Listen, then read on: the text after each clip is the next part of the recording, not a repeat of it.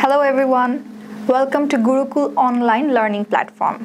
I'm Salika with you and today we will having another lesson from the English for Today book of class 9-10. Today our lesson is from unit 1 titled as Good Citizens and we will be studying the lesson 4, that is responsibilities.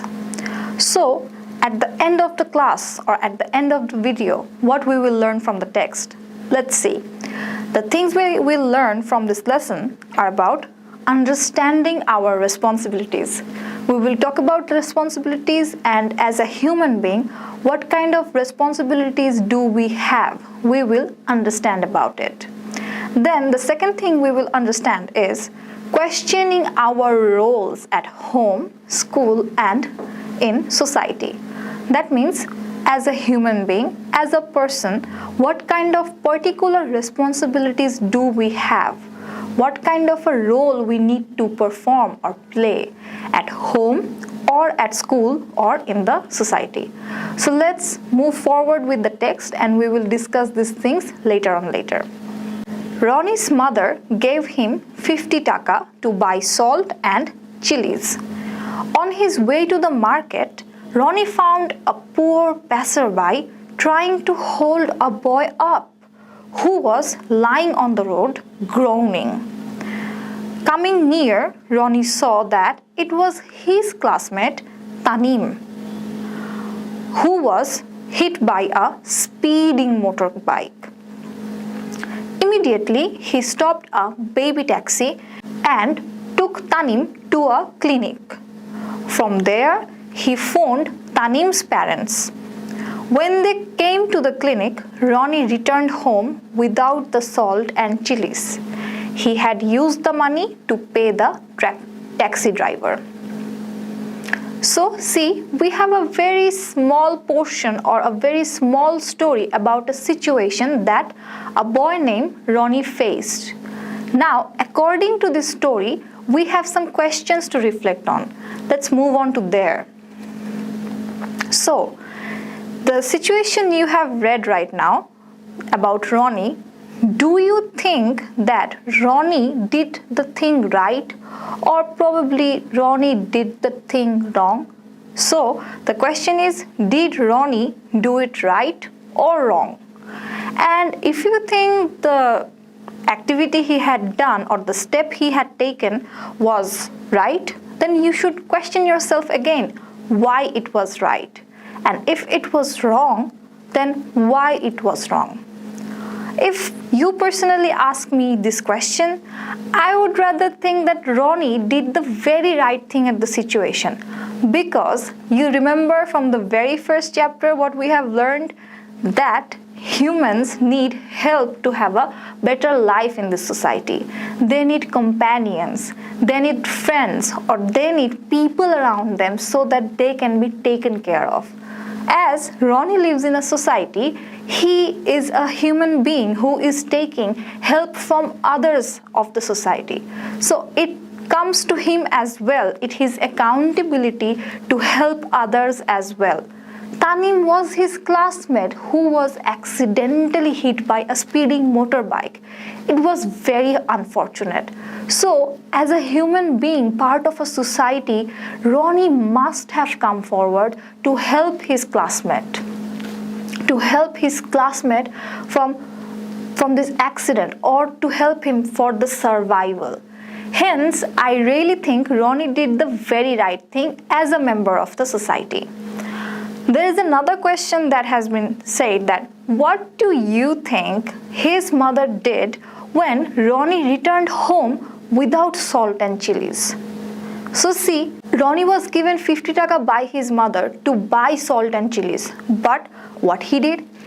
He didn't buy any of it. Even he spent it in the taxi driver. He spent it at the taxi driver as he has to come back home. Also, meanwhile, he didn't go to the market, even took Tanim to a clinic. So, what should his mother say to him? Well, in my opinion, the mother should be very proud of Ronnie, that Ronnie has done such a good work for the society. Salt and chilies could be brought in another time as well. But probably if Ronnie wouldn't have helped Tanim to get into a clinic, there are chances that Tanim had to face death. Tanim might die. So Ronnie is actually helping someone to have a life or to just live in this society. It was an accident and it was extremely unfortunate. But Ronnie did it for the human sake. He tried to save someone's life. I guess his mother should be very proud even if Ronnie didn't buy the salt and chilies from the market. The next question is, what else could Ronnie do in this situation? Well, if Ronnie didn't want to perform his duty as a society member, probably he could have just ignored Tanim there and just went to the market and buy salt and chilies and just like that, doing his regular stuff, neither thinking of the person or the classmate he has seen in the spot who was actually groaning in pain, that means suffering in pain, who was crying in pain and was trying to fight against death. So see, probably Ronnie could have done this thing, but I don't think if Ronnie had done it, it would be something very proud of, or no, as a human being, he would have done the wrong thing there. So I guess this alternate work could be done by Ronnie, but it would have not been such appreciated. And the last question they have, that what do you understand by responsibility? So if we again look into the story we have been given here, we can see that Ronnie just performed his duty. Ronnie has just required the fulfillments of a human being, fulfillments of society, that society requires, that society desires from its inhabitants. So Ronnie just had performed his duty, or Ronnie had just had fulfilled his responsibility towards Tanim as well as towards his society. So I guess you can understand the concept that what responsibility means. To get more explanation about it, let's just go to the text again. A responsibility is a duty or an obligation to do something. For example, you have the responsibility to attend school and pursue your studies properly, to take care of your parents in their old age, and so on.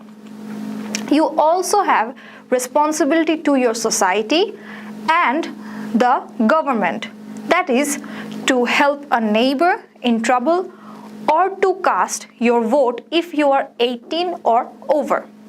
So what do you mean by pursue? Pursue means to gain, to achieve, to obtain. So generally we use pursue or obtain with the educational degree. I am going to pursue master's degree, okay? Or I am going to obtain bachelor's degree. So this is how we use the word pursue or obtain with an educational degree. Here we have also used the word pursue to your studies, okay, related with education. Again, you can see in the text there is a small abbreviation thing, that E.G. This means that is, okay. So when we were reading this, like your society and the government, that is to help a neighbor, that is the responsibilities we are talking about here. Okay, so let's move on to the next part. A responsibility, also an obligation or a duty not to do something. Check again.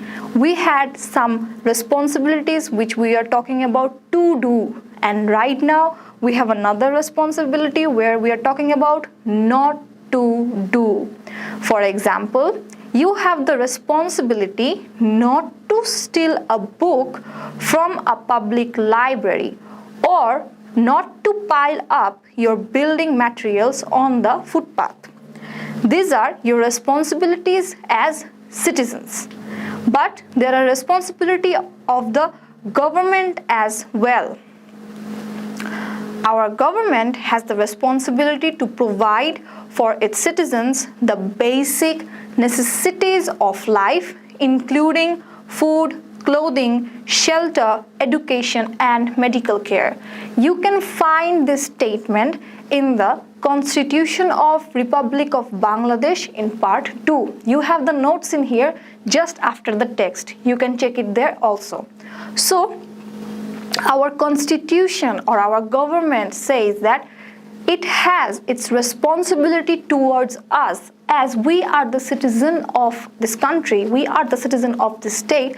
The government has responsibilities towards us to ensure our very basic necessities, the fundamentals thing, just like food, shelter, clothing, education, as well as medical care. So see, government has the responsibilities towards us, as well as we being human or we being a student have some particular responsibilities as well. That's why there are examples like we cannot steal books from our school library. This is our responsibility to ensure our activity. Also, we cannot steal a book from a public library as well. Any kind of library from where you have the book, you have the responsibility to return the book as it was. So there are many responsibility things that we have to perform. Next, move to the next part of the text, and that is the knowledge, skills, and attitude you have gained at home, at school, and in society will help you to be aware of your responsibilities and to carry them out effectively. Remember, discharging your responsibilities will be good for you, good for your family and friends, and good for your society and country as a whole. So, do you know what discharging means? Yes, let's come to the point. Discharging means do all that is required to perform a duty or fulfill a responsibility. So, when we are talking about discharging your responsibility, that means you really need to perform your duties, you really need to fulfill what was required for the job. Hence, the knowledge, skills, and attitude. See, in the last text we have talked about knowledge, skills, and attitude. We need to know a thing, we need to understand the idea of something or a person, we need to have the knowledge, we need to have the information. We need to have the expertise to implement those ideas or concept or information. We need to use them practically in our life. Then we can have some behavioral change which may be different from our previous conception or perception. So see, the knowledge, skills, and attitude. We can gain this at home, at our school, and also in our society. Hence, it will actually make us aware. That means it will make us known of the facts that what kind of responsibilities do we have in these various places or different sectors, right? And so that we can just perform our duties very effectively. So now, let's think of ourselves as what kind of responsibility do we really have at our home, right? So let's have a look. The first duty or the first responsibility we have at home is doing our own work. Like you have just taken food right now. You have the plate. So will you keep the plate for someone else to wash? This is not a responsibility you are taking off. As you are a growing up person, also you have the ability to do your work. Why shouldn't you? You should take care of your things and your stuffs. The plate was yours, so clean it by yourself and keep it. This is how you are gonna perform your own work and your own responsibilities towards yourself. So doing your own work is one of the responsibilities you have at your home. Secondly, you can also help others at their difficult works or other household works. Household works are massive. They might seem very little, but you know, sometimes it takes too much time or just too much effort. In this case, if a family works as a team to do these household works, that might be helpful for everyone. In that case, as a person of the family, you should really or you can really help others at household works like cleaning, cooking. Then another duty you have is respecting your elders. Your elders are the one who take care of you, also who feeds you, who helps you. That's why it's a responsibility for you at home to respect them. Also, if you have someone younger at your home, you have the responsibility to take care of that person. That person might not be very understandable of things or activities. That's why you should take care of that person as well.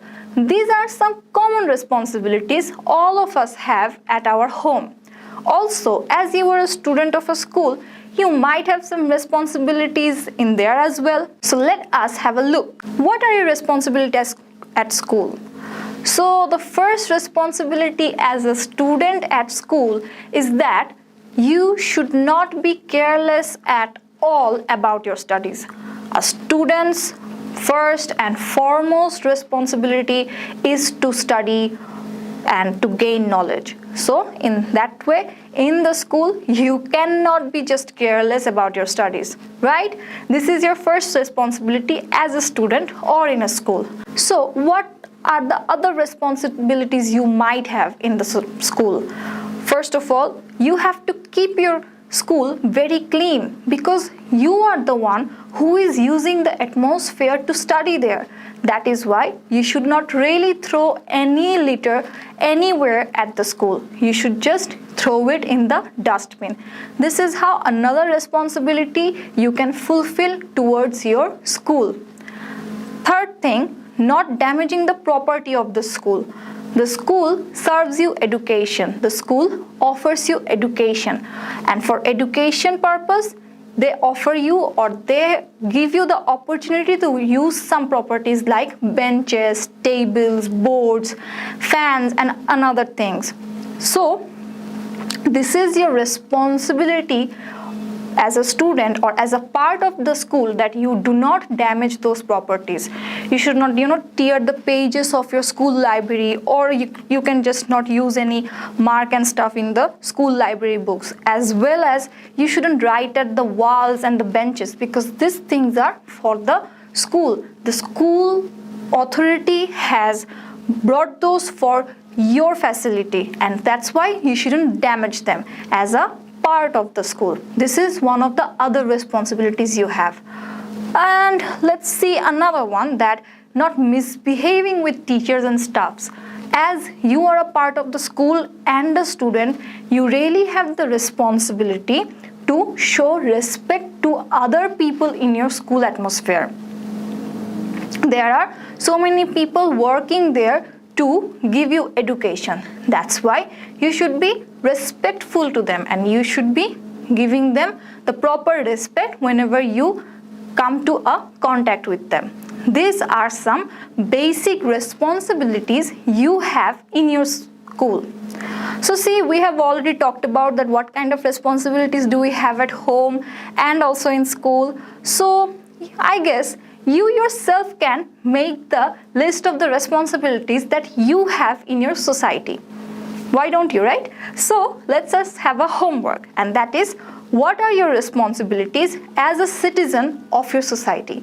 As you are dealing in a society, you are living in here with many more people around you, with many more things around you, with many more natural elements around you. So let us know that what are your responsibilities towards your society, right? So share with us. You can also share with your teachers or your friends, but share with us as well in the comment section or in the email. We will come with more videos of these lessons. Stay tuned with us. Thank you. Hello everyone. I'm Salika Akhtar from Gurukul Online Learning Network, and we are here in our Gurukul English classes. As we have been doing our English for Today program for class 9 and 10, we are doing our lessons today on Unit 2, and it is about pastimes. The lesson that we are going to focusing on today is lesson 2, reading really helps. So that means we are going to read a lot today, isn't it? So let's move on and let's start. The things that we'll be learning after this class is knowing about some greatest Olympic athletes. Athletes, sportsmen who are really into sports, who are just achievers in sports or who just practice sports regularly and may take them as their career. So they are called athletes, and we will be knowing about some Olympic athletes. Do you know about Olympics? If you don't, why don't you Google it? So let's start. And we also be knowing about flowchart. What a flowchart means or how does a flowchart work? Let's see eventually. So first we will be starting with our text. But in this text, at first we have a dialogue. If you haven't still watched our lesson 1 video, you can just go and have a little recap that there was a conversation in between Anusha and Tia. So this conversation actually still continues in lesson 2. We will be first reading this conversation and then we will move on to the article that we have to read to know about the Olympic athletes. So let's start. Tia, hope you enjoyed the article on yoga. Yes, it's great. By the way, Anusha, how did you enjoy London Olympics as a sports lover? People rightly say that it is the greatest show on earth. I'm still thrilled to remember what Michael Phelps and Usain Bolt have shown. Amazing! So see, in this conversation, Anusha and Tia is talking about the 2012 London Olympics, the greatest show on earth. Yes, Olympics is called the greatest show on earth. So many people from so many countries, some spectacular audience, and the most hard-working sportsmen or the athletes we were talking about. And the main theme in this Olympic is about that brotherhood, friendliness or friendship, and that mutual respect. So see, they are talking about that Olympics they have been witnessing, and they are talking about two great athletes. One is Michael Phelps and the second one is Usain Bolt. So let's see what more does they talk about. Right you are. They are incredible. However, I have got an interesting article on the internet on Michael Phelps and Usain Bolt. You might like it and take part in the debate on who is better between these two greats. Please read it. Ah, Michael Phelps and Usain Bolt. Thank you, Tia. I would love to read it. See, as the lesson titled is Reading Really Helps, there is another article that we have to read, and this is all about the debate that who is the better athlete in between Michael Phelps and Usain Bolt. So what the fuss is about them, isn't it? Let's just start reading it and try to understand that what they're talking about and why this debate is going on. Michael Phelps, Usain Bolt are great, but who's better? With the curtains closing on the 2012 London Olympics, it's impossible not to look back and reflect on the greatest performances by Olympic athletes. So here we are. This is the closing remarks on 2012 London Olympics, right? And they are talking about the greatest performances done by the hardworking, consistent athletes to achieve or to gain glory for their country. Here is pictures of Usain Bolt and Michael Phelps as well.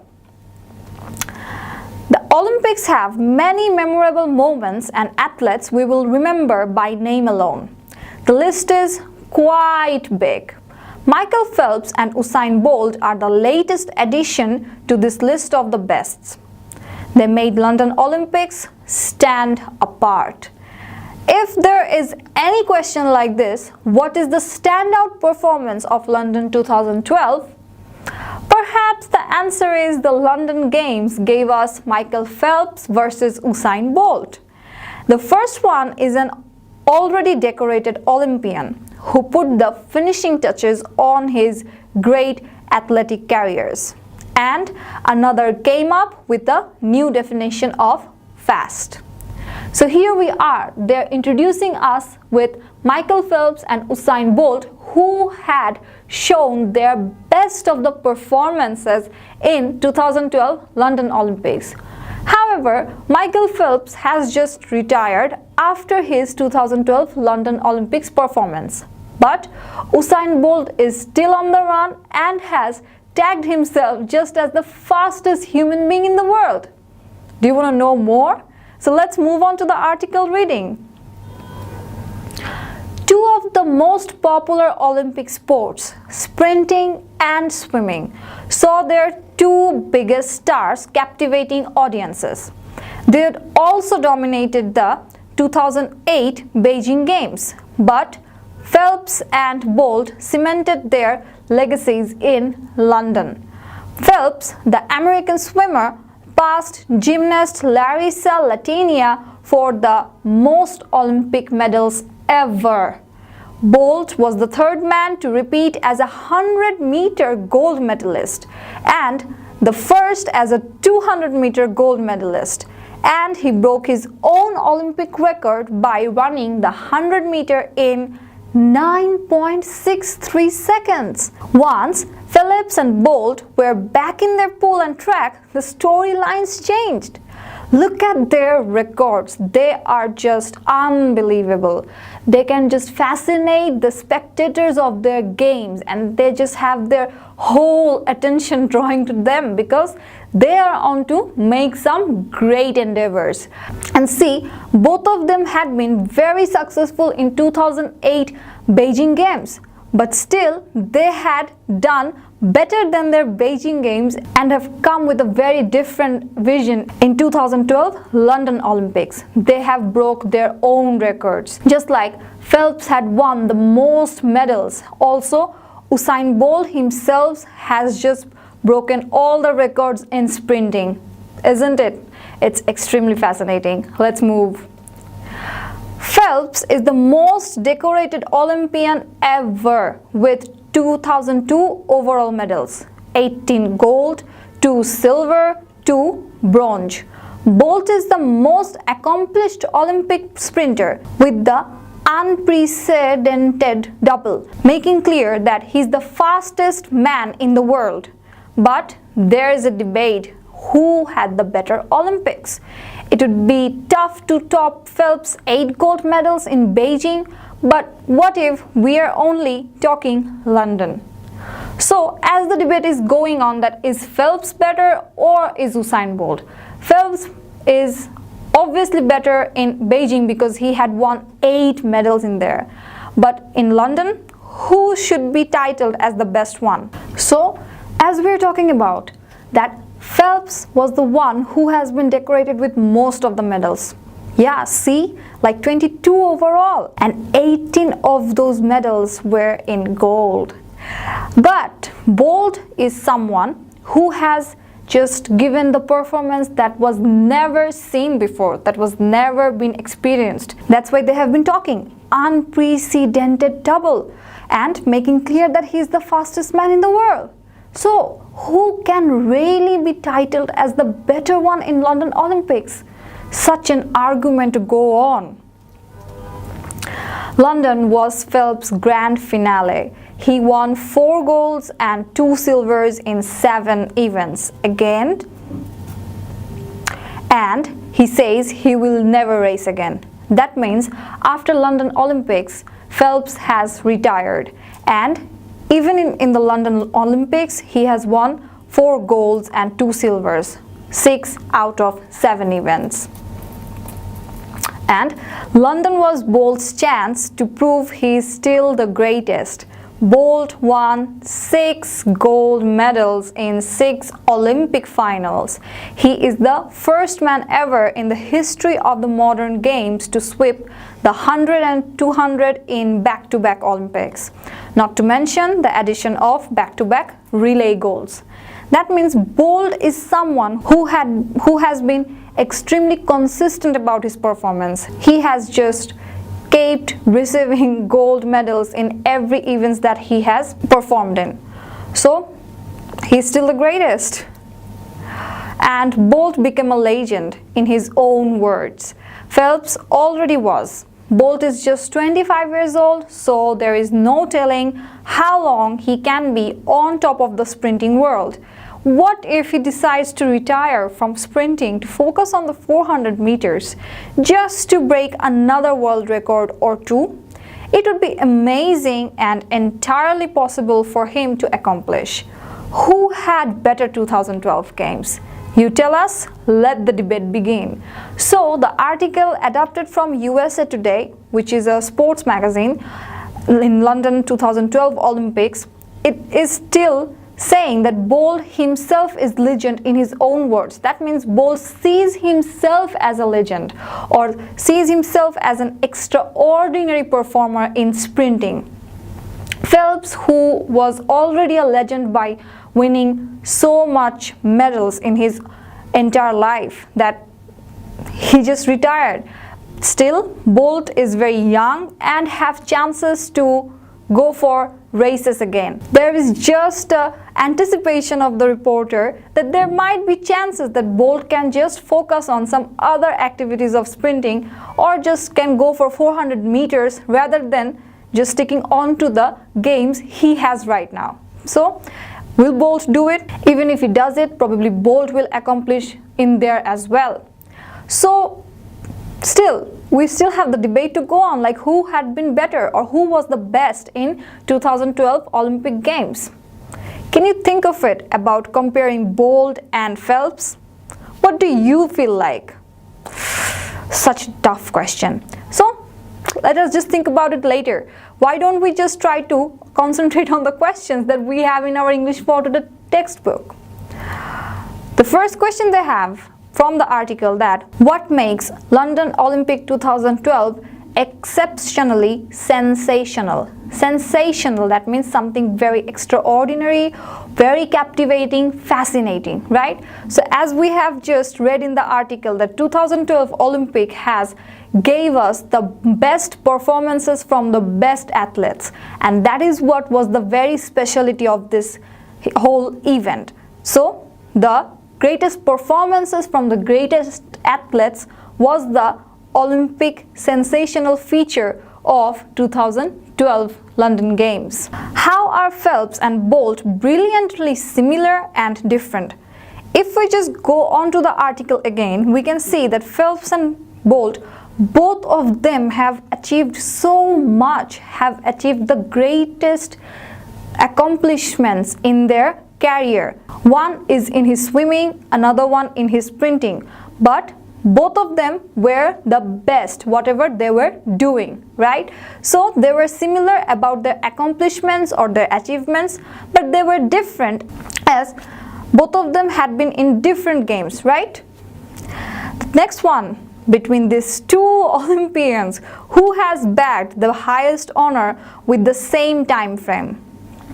See, this is a very debatable question as the article presents itself, right? Like, who is the best in here, or who has bagged the highest honor?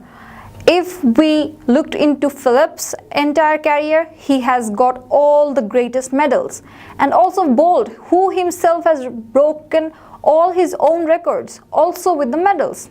So, whom are you just gonna say that bagged the highest honor? What is the special in Bolt so far?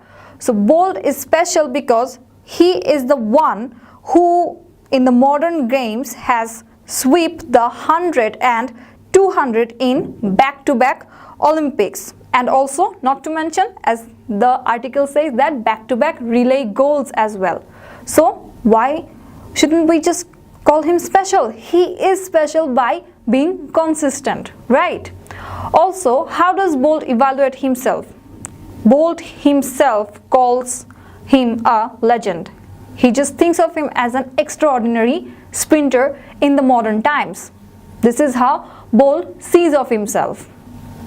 So these are some questions that are based on the article we have read, but one question still we don't have the answer of. Who had been the best? Think of it. Still keep thinking. Now, as we said that we are gonna learn about flowchart. So what is a flowchart? You can see in here that we have done a flowchart on Michael Phelps based on the information we have been given in the article. The first one was already done in the textbook, and that was about the greatest swimmer ever. Michael Phelps was the greatest swimmer ever.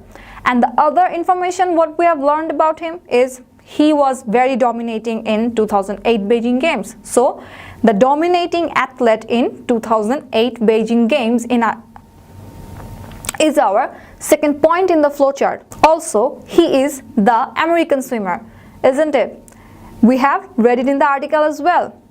Another point that we had read is the most Olympic medals winner he had been.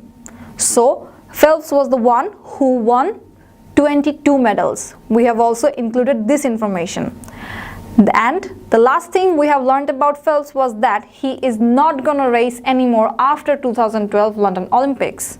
So not in race after 2012 Olympics. This is a flowchart showing some information about Michael Phelps, and this information is taken from the article that we have read just right now. So while we are doing flowchart, we can have just some important things to notice. First of all, always using short phrases. If we just move on to our Michael Phelps flowchart, you can see we are using very short phrases to move on with. Next, we will only use the very important information. Another thing about flowchart is it has to have a flow. That means it really needs to maintain the sequence of information. If we go through the article again and the flowchart again, you can see these informations have been given in the text one by one. In this sequence, we have gained this information from the article. The sequence has been strictly maintained. Also, if stylistically we say, or in aesthetically say, we need to use the arrow signs and we need to keep the structure similarity. Just like the boxes should be in the right shape and the arrow should be very precise. Also, in sentences, we need to keep the structural similarity. Like the phrases we are using, you can see most of the phrases are started with the. Yes, so these are some very formal tips to have a good flowchart. You have another flowchart to do, and that is on Usain Bolt. Again, the textbook has the first one done, the most successful sprinter. So you need to read the article again and find out some information about Usain Bolt and fill up this flowchart. Can you do it? I guess you can. So this will be your homework to finish the flowchart on Usain Bolt. Also, you should go through the activity D in your textbook. It is very easy. It's just completing sentence again, but you have the clues to complete it, and also it's just a paragraph. So as we say, fill in the blanks. Very easy to do. You have the clues, you will just pick up, fix it and set it up. The paragraph will be done. And another thing, so you have learned about the greatest Olympic athletes, right? Michael Phelps and Usain Bolt. Do you have any particular Olympic athletes of your own who is your very favorite?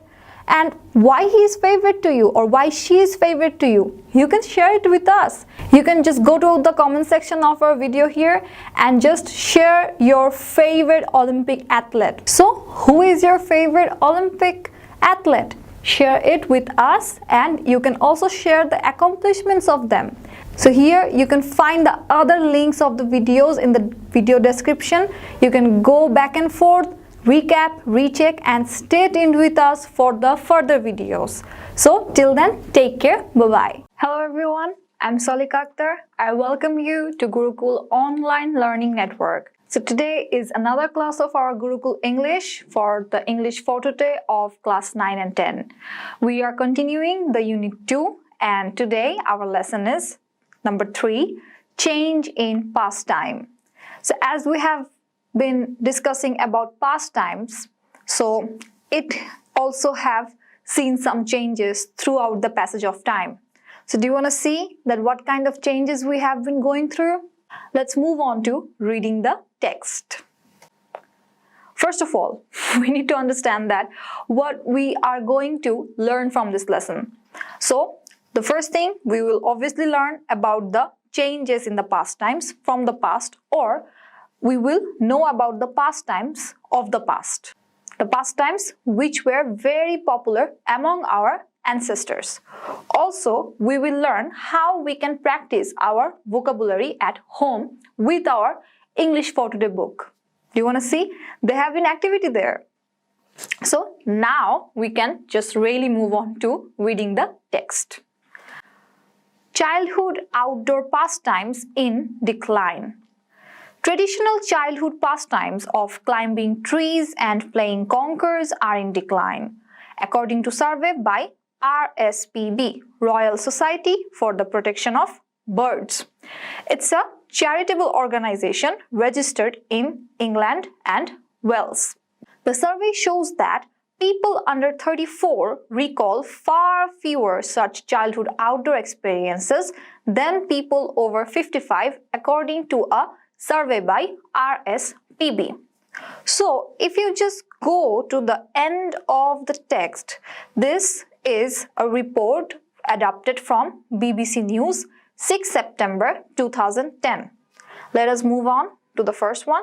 If in 2010, they have conducted a survey where they can find the people who are aged at 34 or lesser than 34, they hardly can remember any activities or any pastimes that they have conducted out of their home in the outdoors with the nature.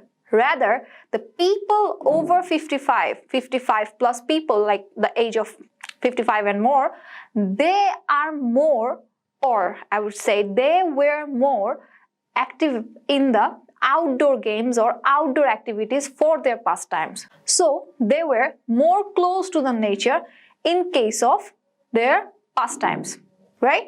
So this is the text is about that how childhood outdoor pastimes have been declining. They are naming the traditional one, the conventional one, like climbing trees or conkers. Conkers is basically a game in England or in that region which is played by the chestnut tree seeds. So let us move on to the next part of the text about how these outdoor pastimes or these traditional pastimes are declined. We can see with the statistics or data.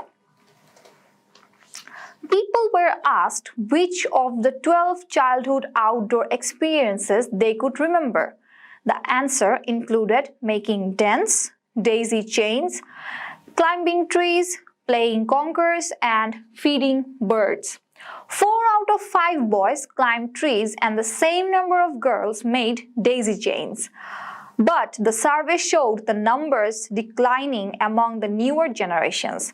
Some 15% more of those aged over 55 had these outdoor experiences in their childhood, compared with those between 15 to 34 years old. Some 92% of the public agreed that experiences of nature were still important to children, and 82% agreed that schools should play a role in providing them to all children. So, as we can see, the survey was conducted and people were asked about the pastimes from their childhood they can remember about. So, most of them actually talked about climbing trees, playing conkers, making daisy chains. You remember daisy chains? Do you know about the daisy chains? আমরা বাংলায় যেটাকে বলি রেলগাড়ি বানানো। এখন তো নিশ্চয়ই বোঝা যাচ্ছে। So, daisy chains is the game which is very popular in the whole world, I guess. So, people over 55 aged were more into making this or were more into doing these activities like making houses or dens, caves for their playing. And these outdoor activities and the acquaintance of nature was very important to them as a child. So they're also been debating here, or they're also been giving their opinion about it. So let's move on, that why this can be very important, or why people think it to be important. The survey has highlighted the positive impact of contact with nature on a child's education, health, well-being and social skills. At the same time, there has been a decline in these opportunities with negative consequences for children, families and society, a condition now known as nature deficit disorder.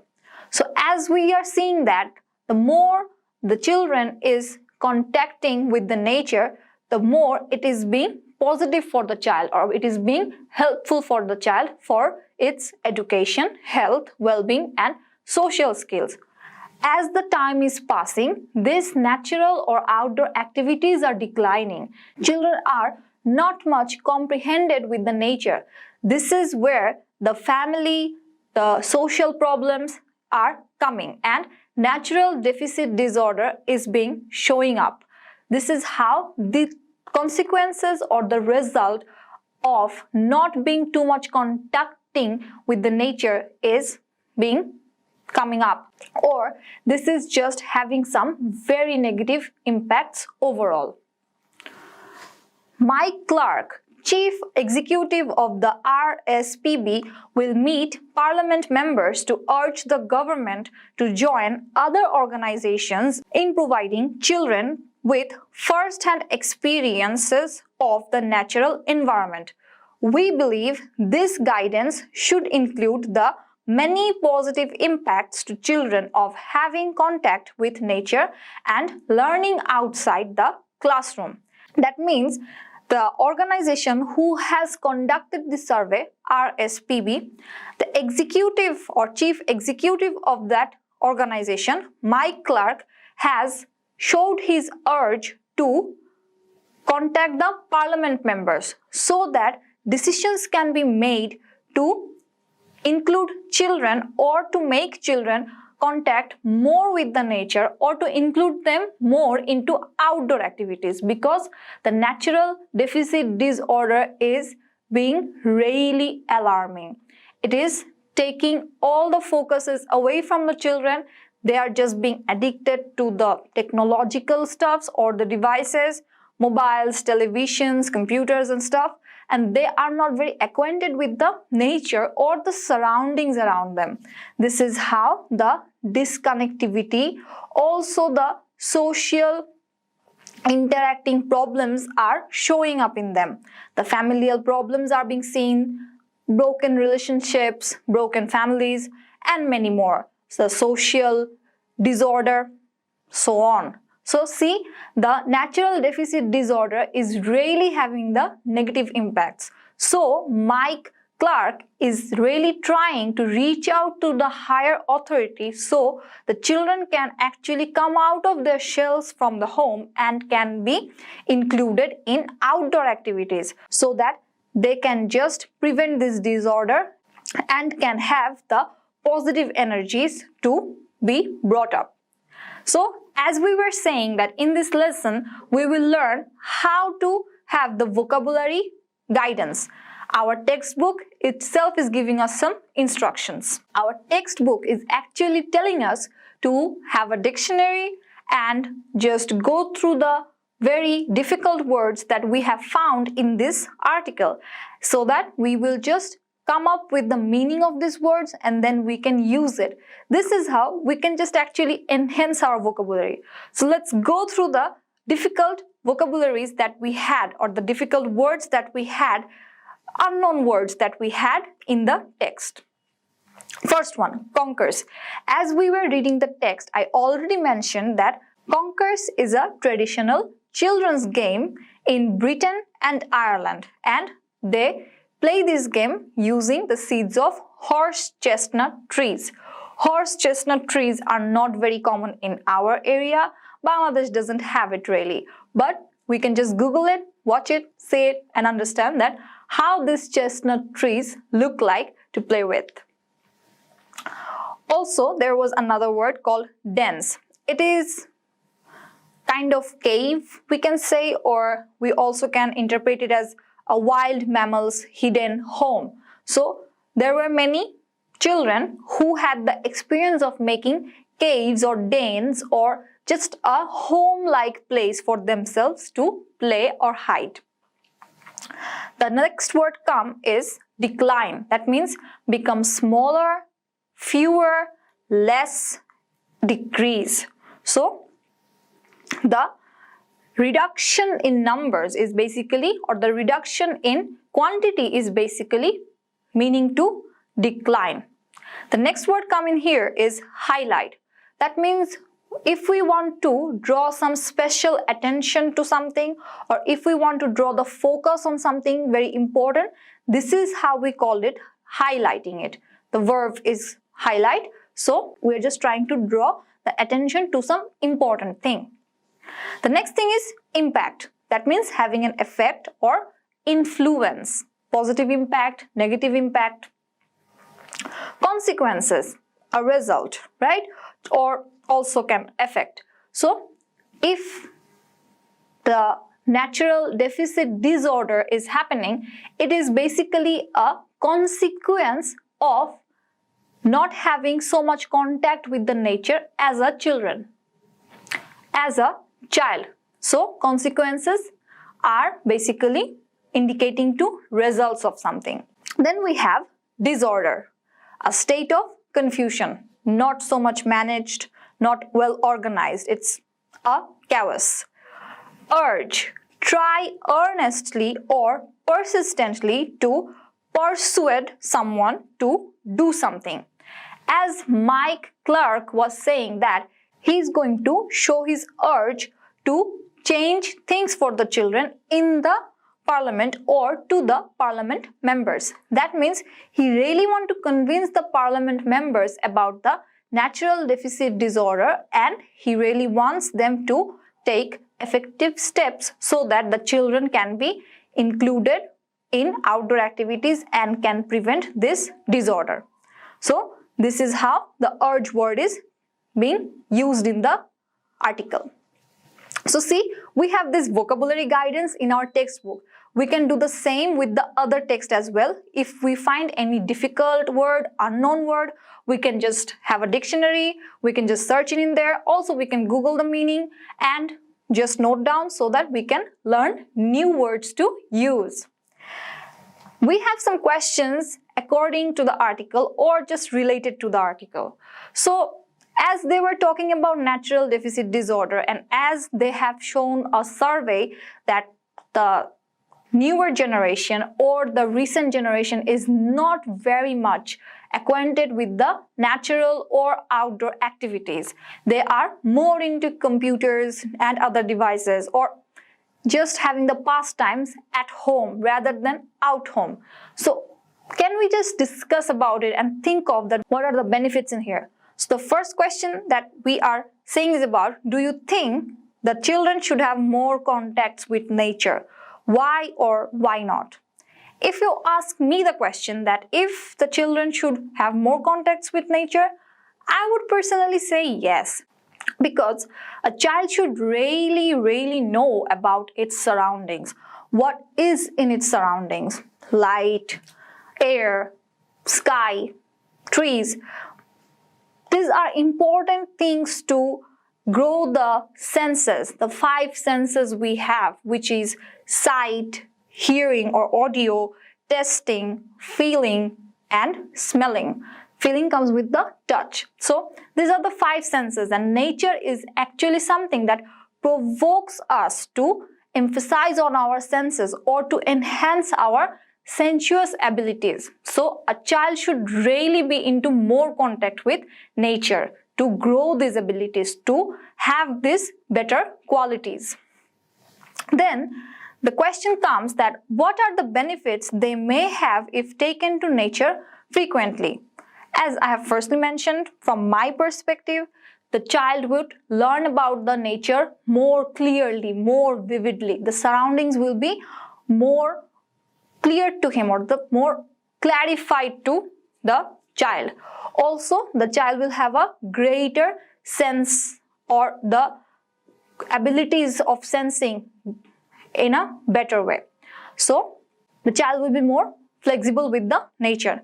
And if we talk about any harms for the conducting with the nature, if we really don't be very careful about the children, they can just, have some harmful natural acquaintance, like some trees may be poisonous, or sometimes some animals or some insects may poison them. So these things can be physical or mental growth or ongoing activities for the children.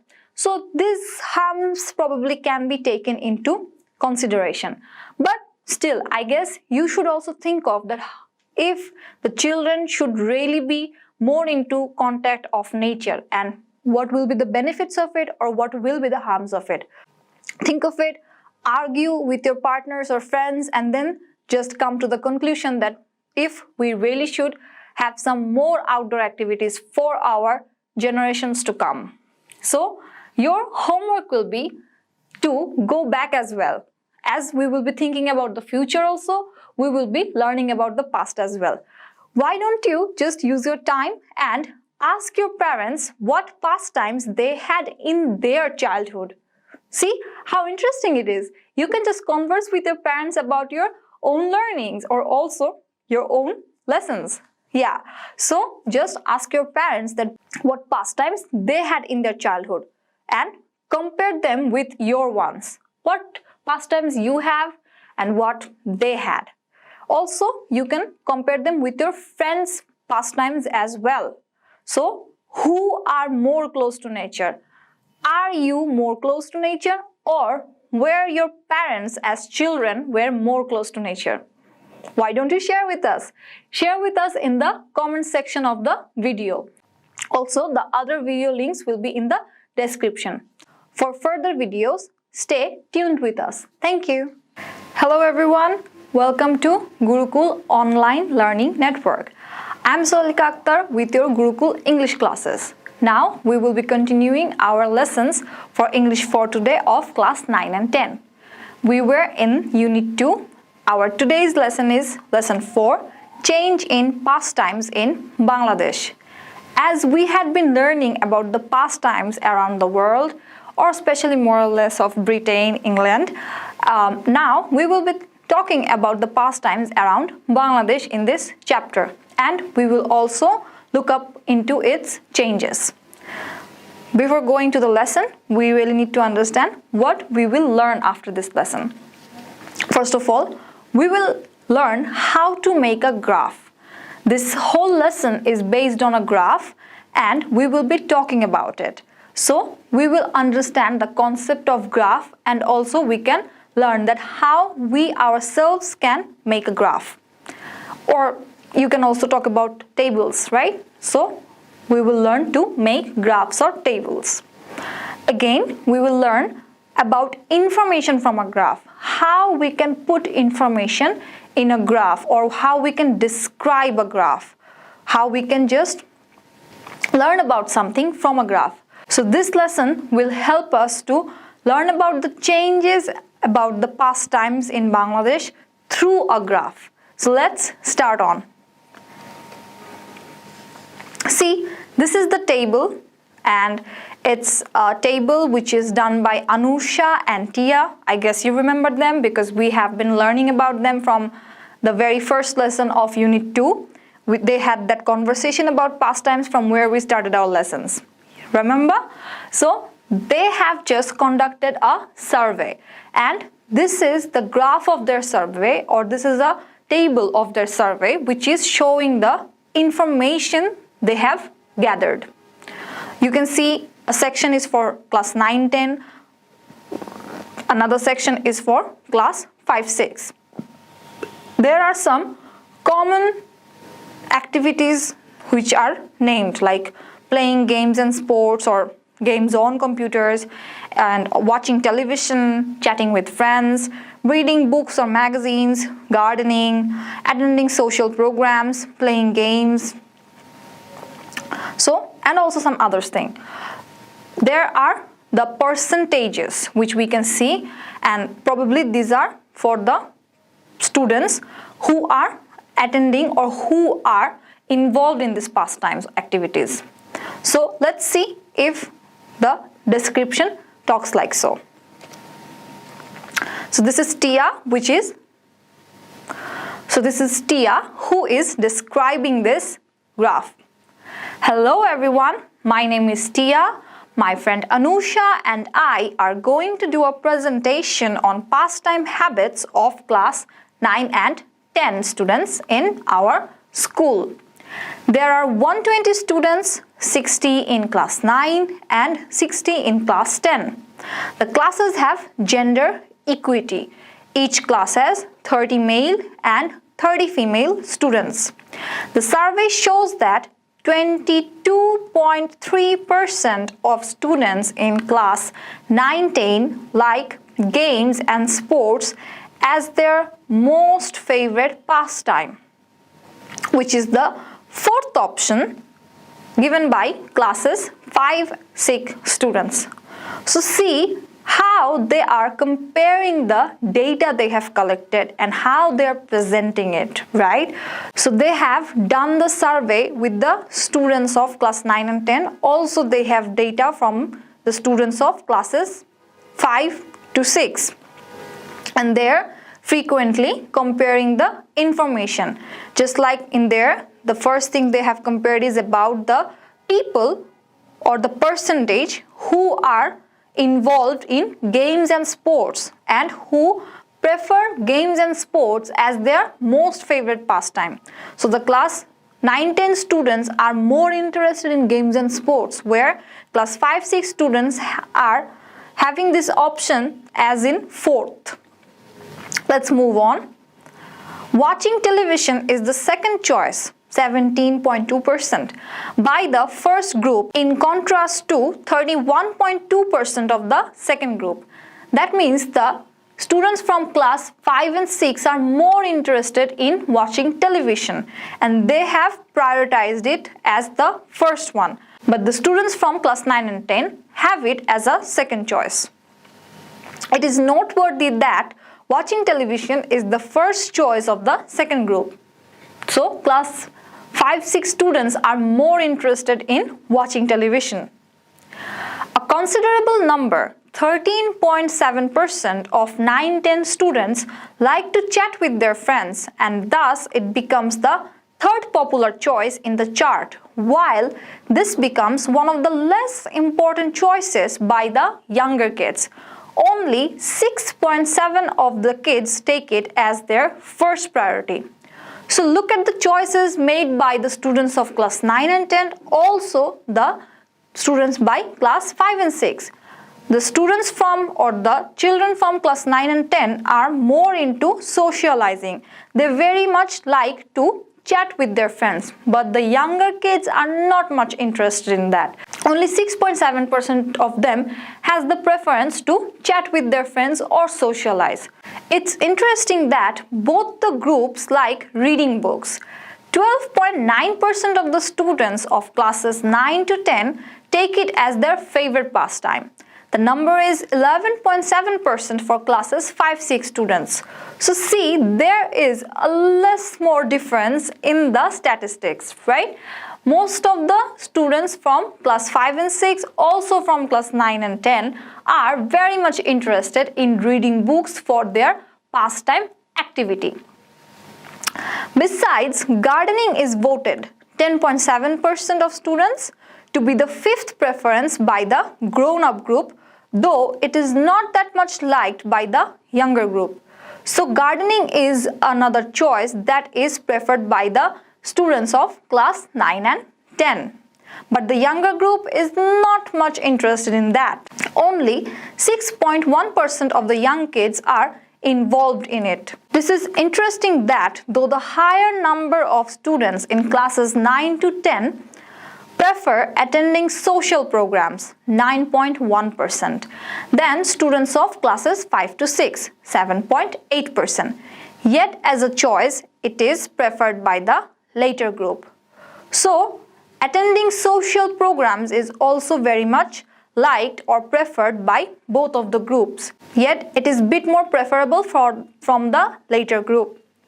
It is the fifth choice for them, while the older group, it is the sixth one. Young kids have greater fascination for playing games on the computers. 20.9% like it as their first choice. So there is a huge group of people who are really interested in computer games, and that percentage is bigger in the younger group. That means the students from 5 to 6. They are more into the computer games. The chart shows that as the kids grow up, they lose their passion for computer games. According to the chart, the ratio declines to 8.2% from the 20.9% when the kids are students of classes 9 to 10. Finally, it can be said that the influence of television has impact on both the groups, but the more students grow up, the more they opt for fields or gym. So that means the students who are growing up, they change their pastime with their growing up phases. The time changes for them, the preferences also get changed. But watching television is something very much appreciated in both of the groups. So maybe it doesn't change much with the passage of time as well. Now let's discuss the questions that we have in the textbook to understand the graph a bit more. Like the first question we have is, what are the gender policy of the surveyors? So you remember, this is a report from Anusha and Tia. They have conducted a survey. So they are the surveyors. They have mentioned in their presentation that what was their gender policy. The survey was conducted on 120 students, 60 from class 9 and 60 from class 10. Also, they have mentioned that each class has 30 male students and 30 female students. So they had been very equal. They followed the gender equity policy in their survey. The next question is, what are the survey findings regarding watching television? Watching television was preferred by both of the classes, right? From 5 to 6 as well, also 9 to 10. A large number of people, or a large percentage, like 31.2% from class 5 to 6 are preferring watching television, and it was the first one to be chosen, or first one to be preferred as their pastime activities. 17.2% from the class 9 to 10 group was interested in watching television as their pastime activities. The third question is, which age group is more interested in socializing with others? You remember that one, right? About chatting with friends and attending social programs. So in that case, the class 9-10 age group, or the a little bit grown up age group, is more interested. They had the percentage of 13.7%, and only 6.7% of the age group of younger kids, or from class 5 to 6, is interested in socializing or chatting with friends as their pastime activities. The last question we have is, according to the chart, how do the kids change their pastimes when they are grown up? What changes does the chart for 9-10 reflect? So if we look up to the presentation of Tia again, we can see that how the changes of pastime preferences being shown up from class 5 to 6 to class 9 to 10, right? So watching television, having or playing computer games, attending social programs, these are all, reading books as well, are more preferred in the younger group. The grown-up kids are more into socializing with their friends, chatting with their friends. They also do prefer watching television as well, and obviously social programs attended, and obviously attending social programs. So This is how we can see the changes among the different age group about their pastimes. Also, at the very end of the article, we have seen that the chart shows as the kids grow up, they lose their passion for computer games. They really don't enjoy much those device activities. And also, according to the chart ratio, it declines at a very high rate. Finally, the thing that has been pointed is that watching television is very popular among both of the age group. But the more they get aged, they are much more to go for fields or gym. They really want to do some physical activities for their pastime. This is how the chart shows or reflects the changes in pastimes or the preferences in pastimes in two different age groups. So, your homework will be to conduct a survey like Tia and Anusha about your friends' pastimes. What your friends like to do in their leisure time, right? Conduct the survey, make a chart like them. Just have the percentages and also the activities. How many of your friends like to do this particular activity? How many of them don't like to do that? Just make the calculations, have the percentage with yourself and make a chart, and you can also explain it. Share that explanation or share that presentation with us in the comment section of the video.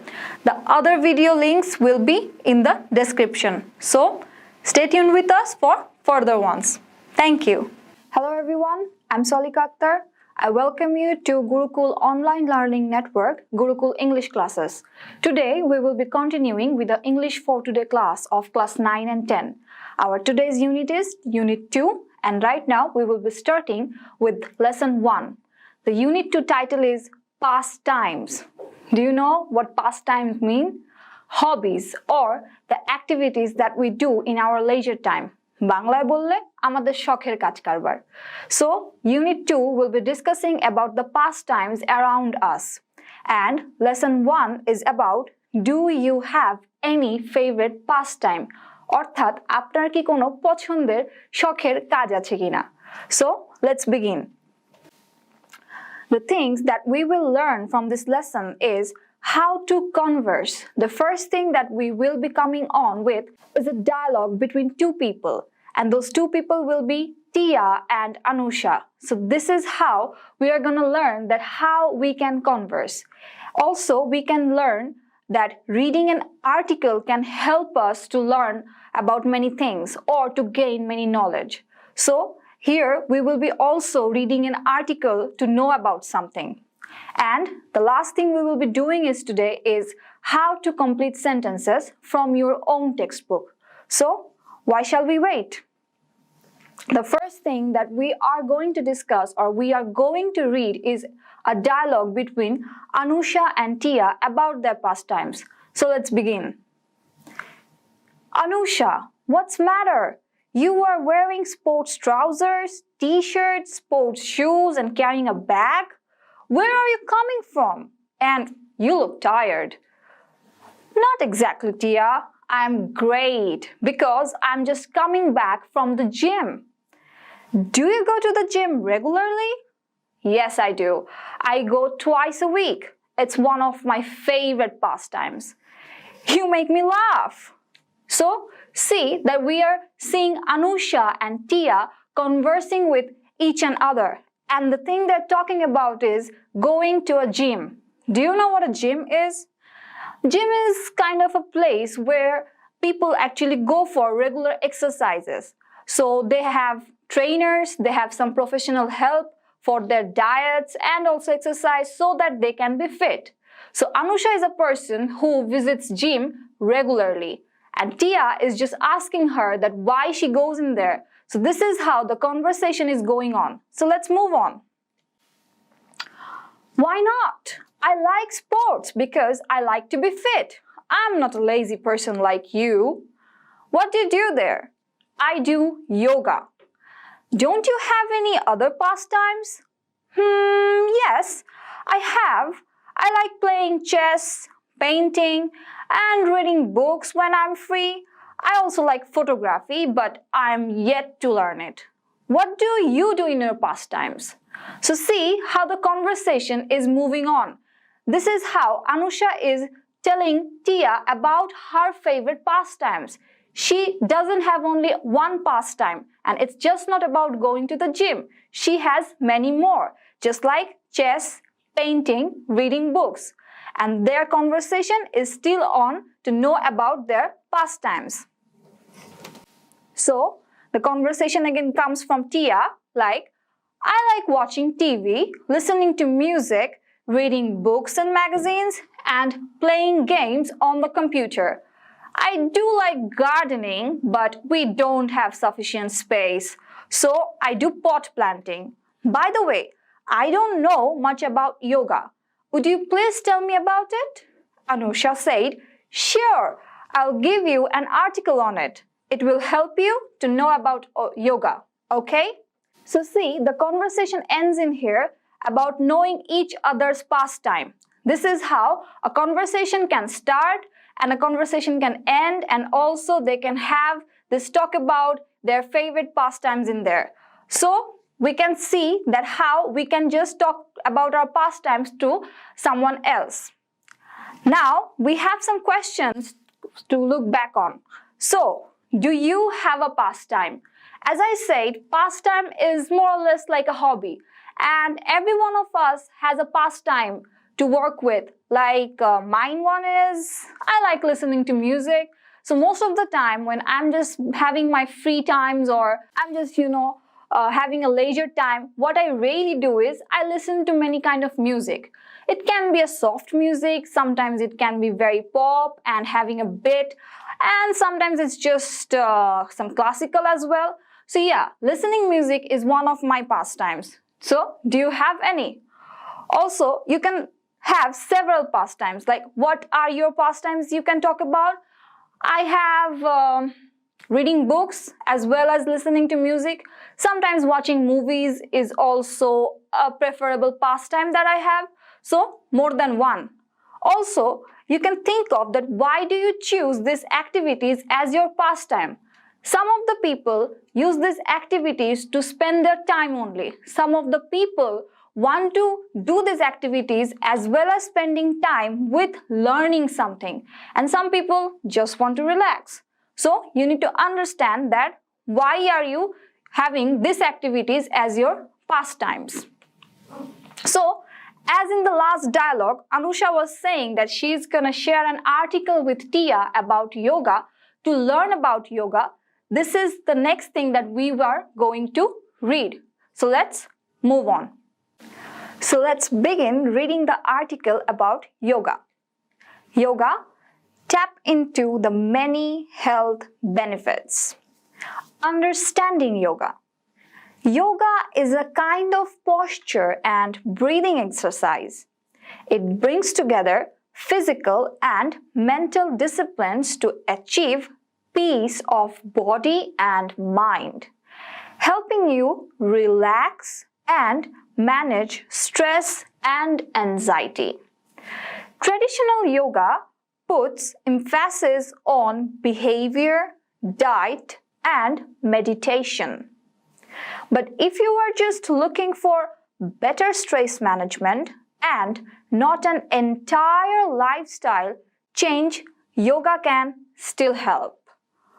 Yoga trainers gradually choose easier to complex activities for practitioners. However, all practitioners do not necessarily need the same kind of practice. So see, this is the basic knowledge about yoga. Yoga is one kind of an exercise that just helps us to practice many postures of body. What does posture mean? Posture দিয়ে আমরা কি বুঝি? The position in which someone holds their body when standing or sitting. Like if I just stand like this right now, this is my straight posture. And if I'm just being a little bit flexible or easygoing, this is just a relaxing posture I am just trying on to. So see, posture is about your body position. Yoga is an exercise which is allowing you to have a certain kind of body position for exercising or for breathing or for meditating. What is about meditating? Meditating is actually a process of thinking. You can call it contemplating as well. So meditation is something that allows you to relax, to think over, and to relieve your stress. So overall, yoga is an exercise which allows you to release your stress, to get rid of your anxieties, and to make your body and mind relax. So let's move on. What's more about yoga in this article? The health benefits of yoga. The potential health benefits of yoga are numerous and may include stress reduction. So what does stress reduction mean?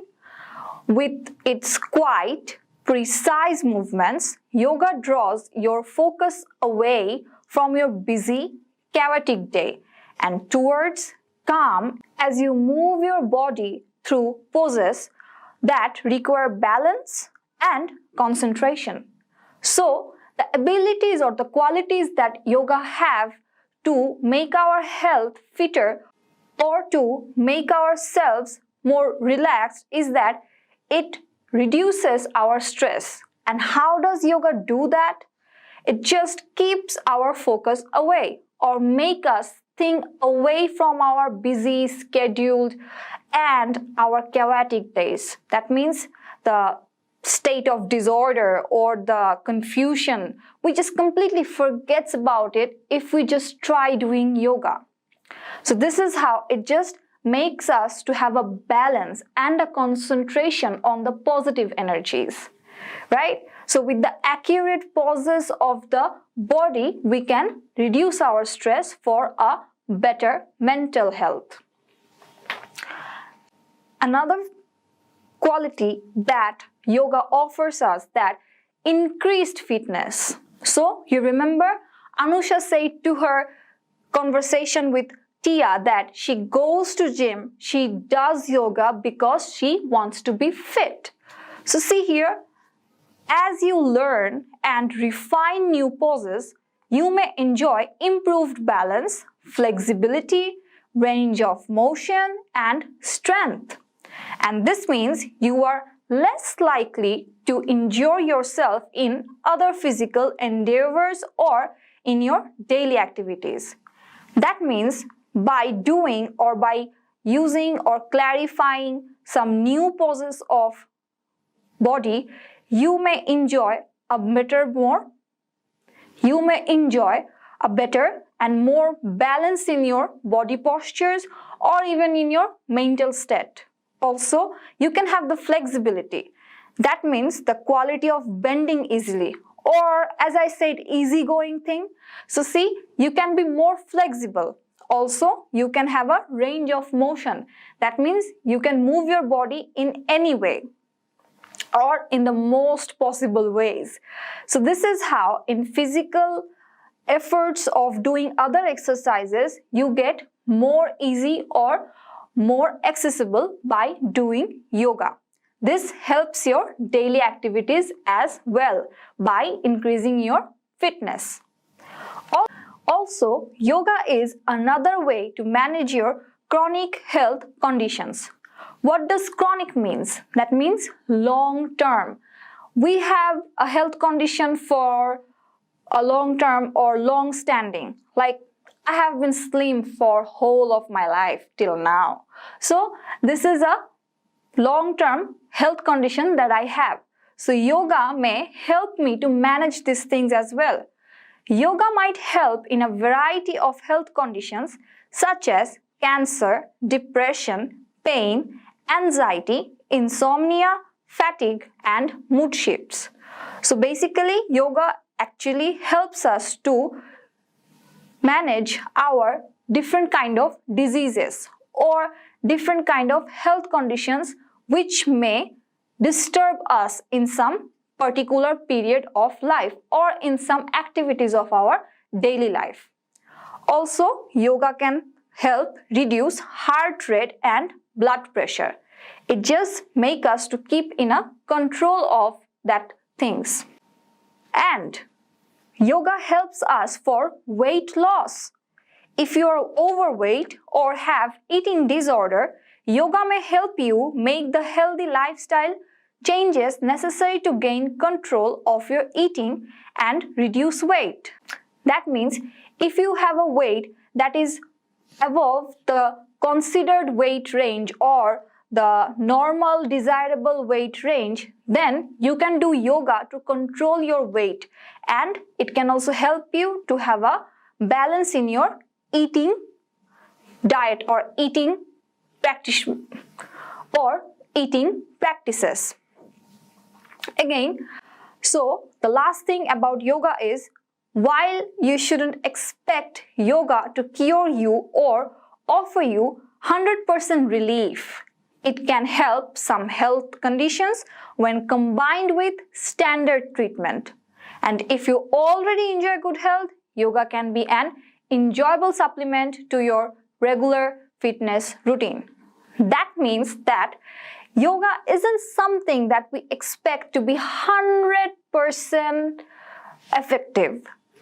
Everything has its, negative sides or some disadvantage, or probably it may not suit everyone, but still we can do yoga and have it as an addition for our fitness routine or our exercises. So it will be just something that can be added to something else or to our regular practices of exercise or regular habits of keeping ourselves fit. So yoga can help us in that way. So this is why Anusha is actually enthusiastic about yoga to keep herself fit. We can also be inspired, I guess. Why don't you try yoga as well? There is so many links in the YouTube. Ain't you interested? So this is an article which has helped us to learn the basic information about yoga. So there are some sentences we just need to complete from the book. Let's go for that. So let's begin with the completing sentences. The first one we have is, yoga is a practice of. As the article has given us some basic information about yoga, it has always said that it is about the postures we use or the breathing exercise. So yoga is all about breathing and posturing. The second sentence that we have is, traditional yoga works through. How does traditional yoga works was an information that was given at the very first of the article. Can you remember?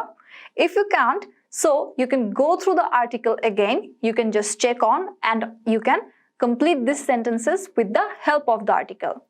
So, traditional yoga works through our behavior, diet and meditation. Can you remember? Then, yoga is very effective in managing stress. That was the very first point of the benefits of yoga, right? The next sentence we have is, through the poses of balance and concentration, yoga. So the first point, there was an explanation that how yoga can manage our stress. It was about, through the poses of balance and concentration, yoga draws our attention from our chaotic and busy, stressful days. Isn't it? The next thing or the next sentence we have is, dash results in increased fitness. So yoga has its second health benefit, which was about increased fitness. We can write that new and refined poses of body or new and refined poses of yoga can help us or can result in increased fitness. So, have you found it? The next sentence we have in here is, yoga can reduce or work for. As we have the point of managing chronic health conditions, there was an explanation about it, that yoga can reduce or work for our cancer, depression, pain, anxiety, insomnia, fatigue, and mood shifts. Yoga can help us to have a regular sleep cycle. It can help us to remove away our tiredness and so on. So these are the things we can just include in here and complete the sentence. The next thing that we have is yoga can control. It can control so many things, right? We have read it about in the article. So you can just choose any of them and can fit in here so to complete the sentence. As I was thinking that yoga can control our eating habits, isn't it? That's how we can just lose our weight. The last sentence we have in here, yoga cannot cure 100%, but. So at the very last we have discussed that yoga cannot ensure 100% fitness or can ensure 100% relief. But what it can do is it can be a supplement of our regular exercise or our regular routine.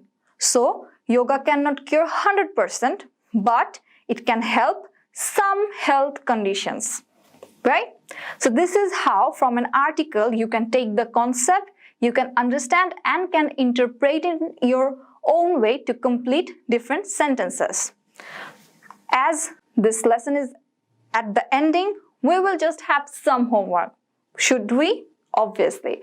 So we will be trying to doing the activity F, where there are some statements about yoga, and after reading the article, you can understand that if these statements are correct or incorrect. You just need to put a tick mark. It's very easy. So do this at your home. Also, you will find another text. Yes, that's not so big enough. This is about Sham, who is talking about his pastimes in the text. So look at the text, read it, and understand that how you can also share about your pastimes in a paragraph. So just write a paragraph like text G, sharing your pastimes. You can share with it. You can share that paragraph with us in the comment section, or you can also mail us, right? So that we can understand about your pastimes and we can know about your pastimes. We can also share our feedback about writing your paragraphs, right? So stay tuned with us. We will come back with another class. Bye-bye. Till then, take care. Hello everyone. আপনাদের সবাইকে স্বাগতম জানাই আমাদের Gurukul online learning নেটওয়ার্কে। I'm Salika Akhtar. Today we'll be having a lesson on English for Today from class 9-10. And our today's lesson will be lesson 1 from unit 1. The title of unit 1 is Good Citizens, and the lesson we will be studying is Can You Live Alone? So let's see what we'll be studying from this lesson and what we will learn. The things we will learn from this lesson is first, story reading. We will learn that how we can read a story. The second thing we will learn is if human can be a social being or humans are social being. How human plays a role in a society, we will learn that after our lesson. Also, we will learn a very fun thing. That is how we can interpret a visual text. We will try to interpret a visual text, like interpreting a photo or anything fun like that. So let's see and let's start. First, we will go to the text that we have in our book. So let's start reading it. Long ago, a young man who lived in a village found his life full of problems and sufferings. Quarrels, ill feelings, jealousy, enmity, all were part of everyday life there. So he left his house and went to a jungle to live by himself.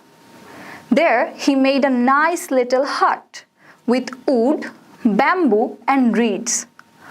Ah, how happy I am here, said the man to himself.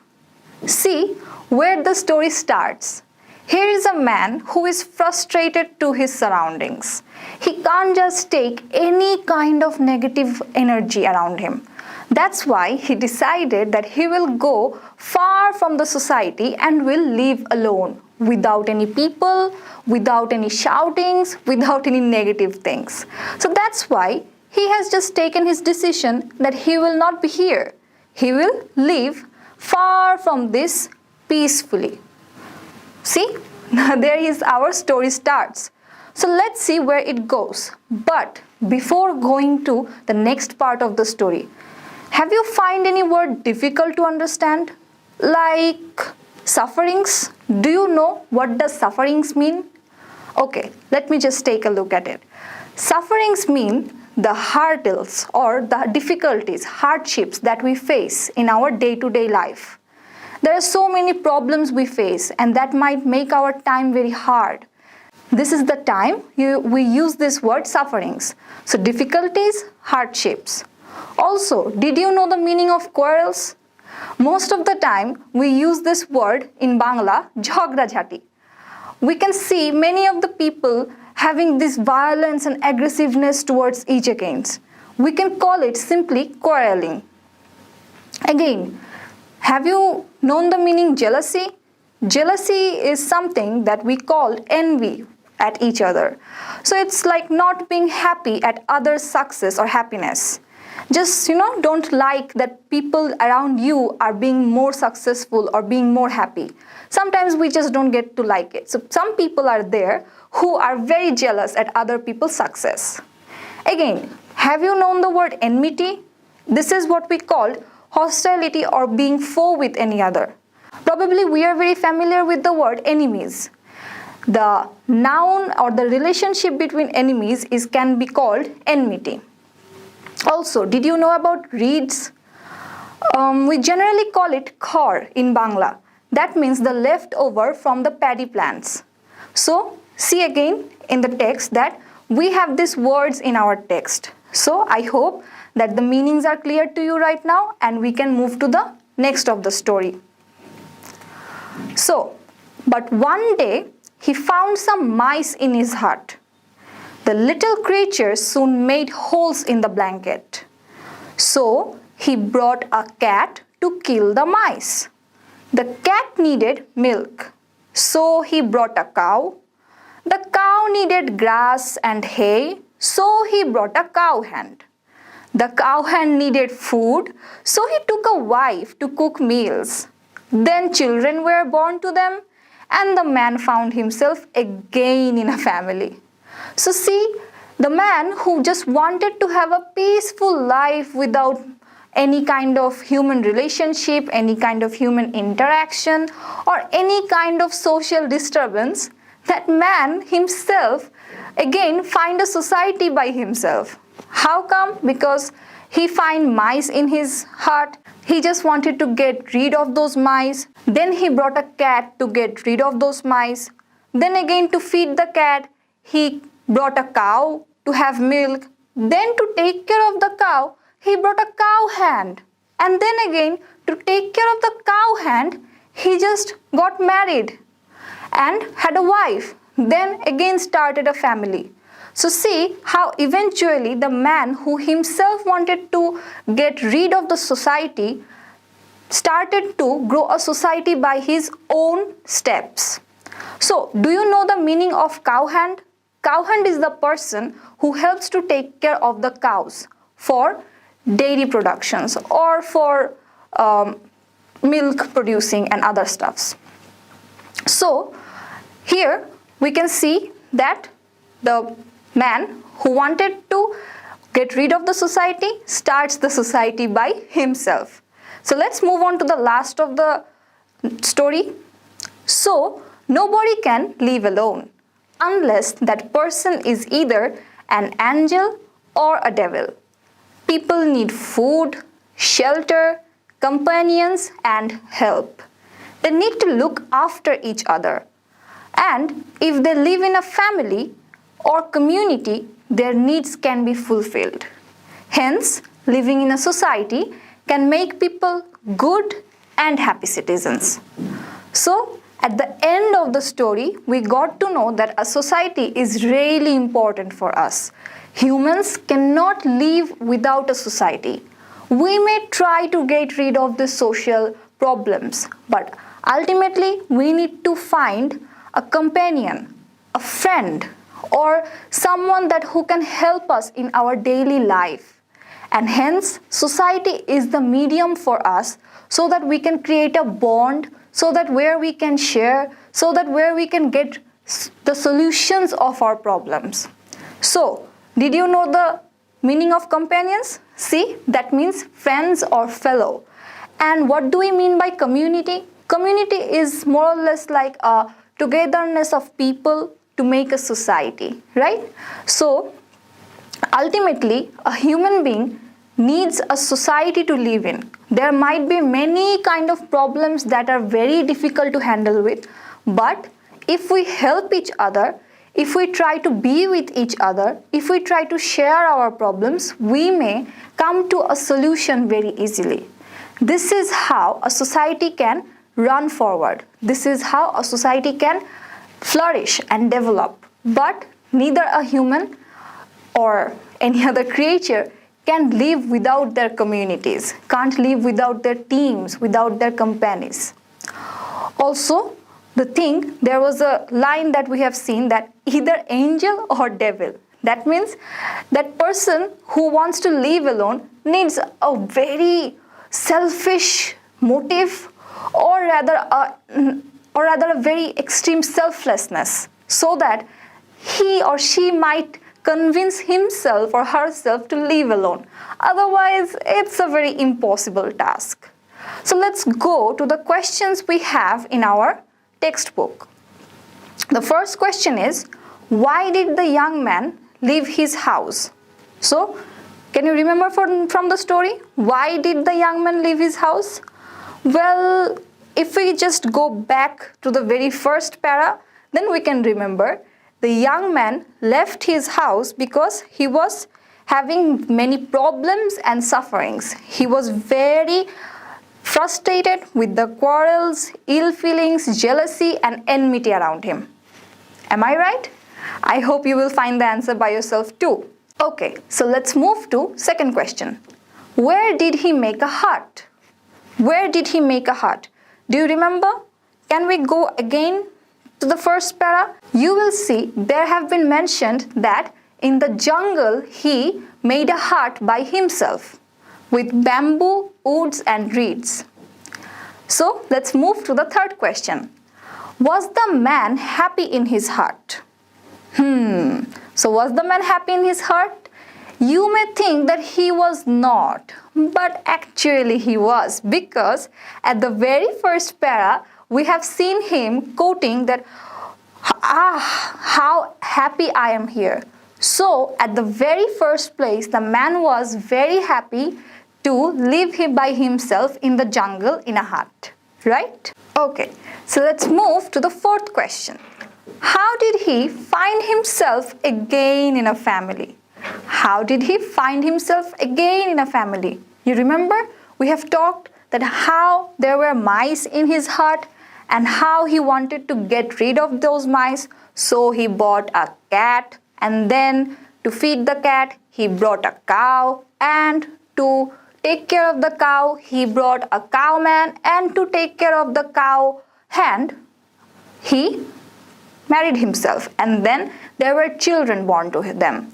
This is how he started in a family again, right? So you have to tell all these interconnections of incidents so that the person who have asked you this question can understand that how that person or how the man in the story starts his family again. So let us go for the next question, and that is, where and how can a person be happy?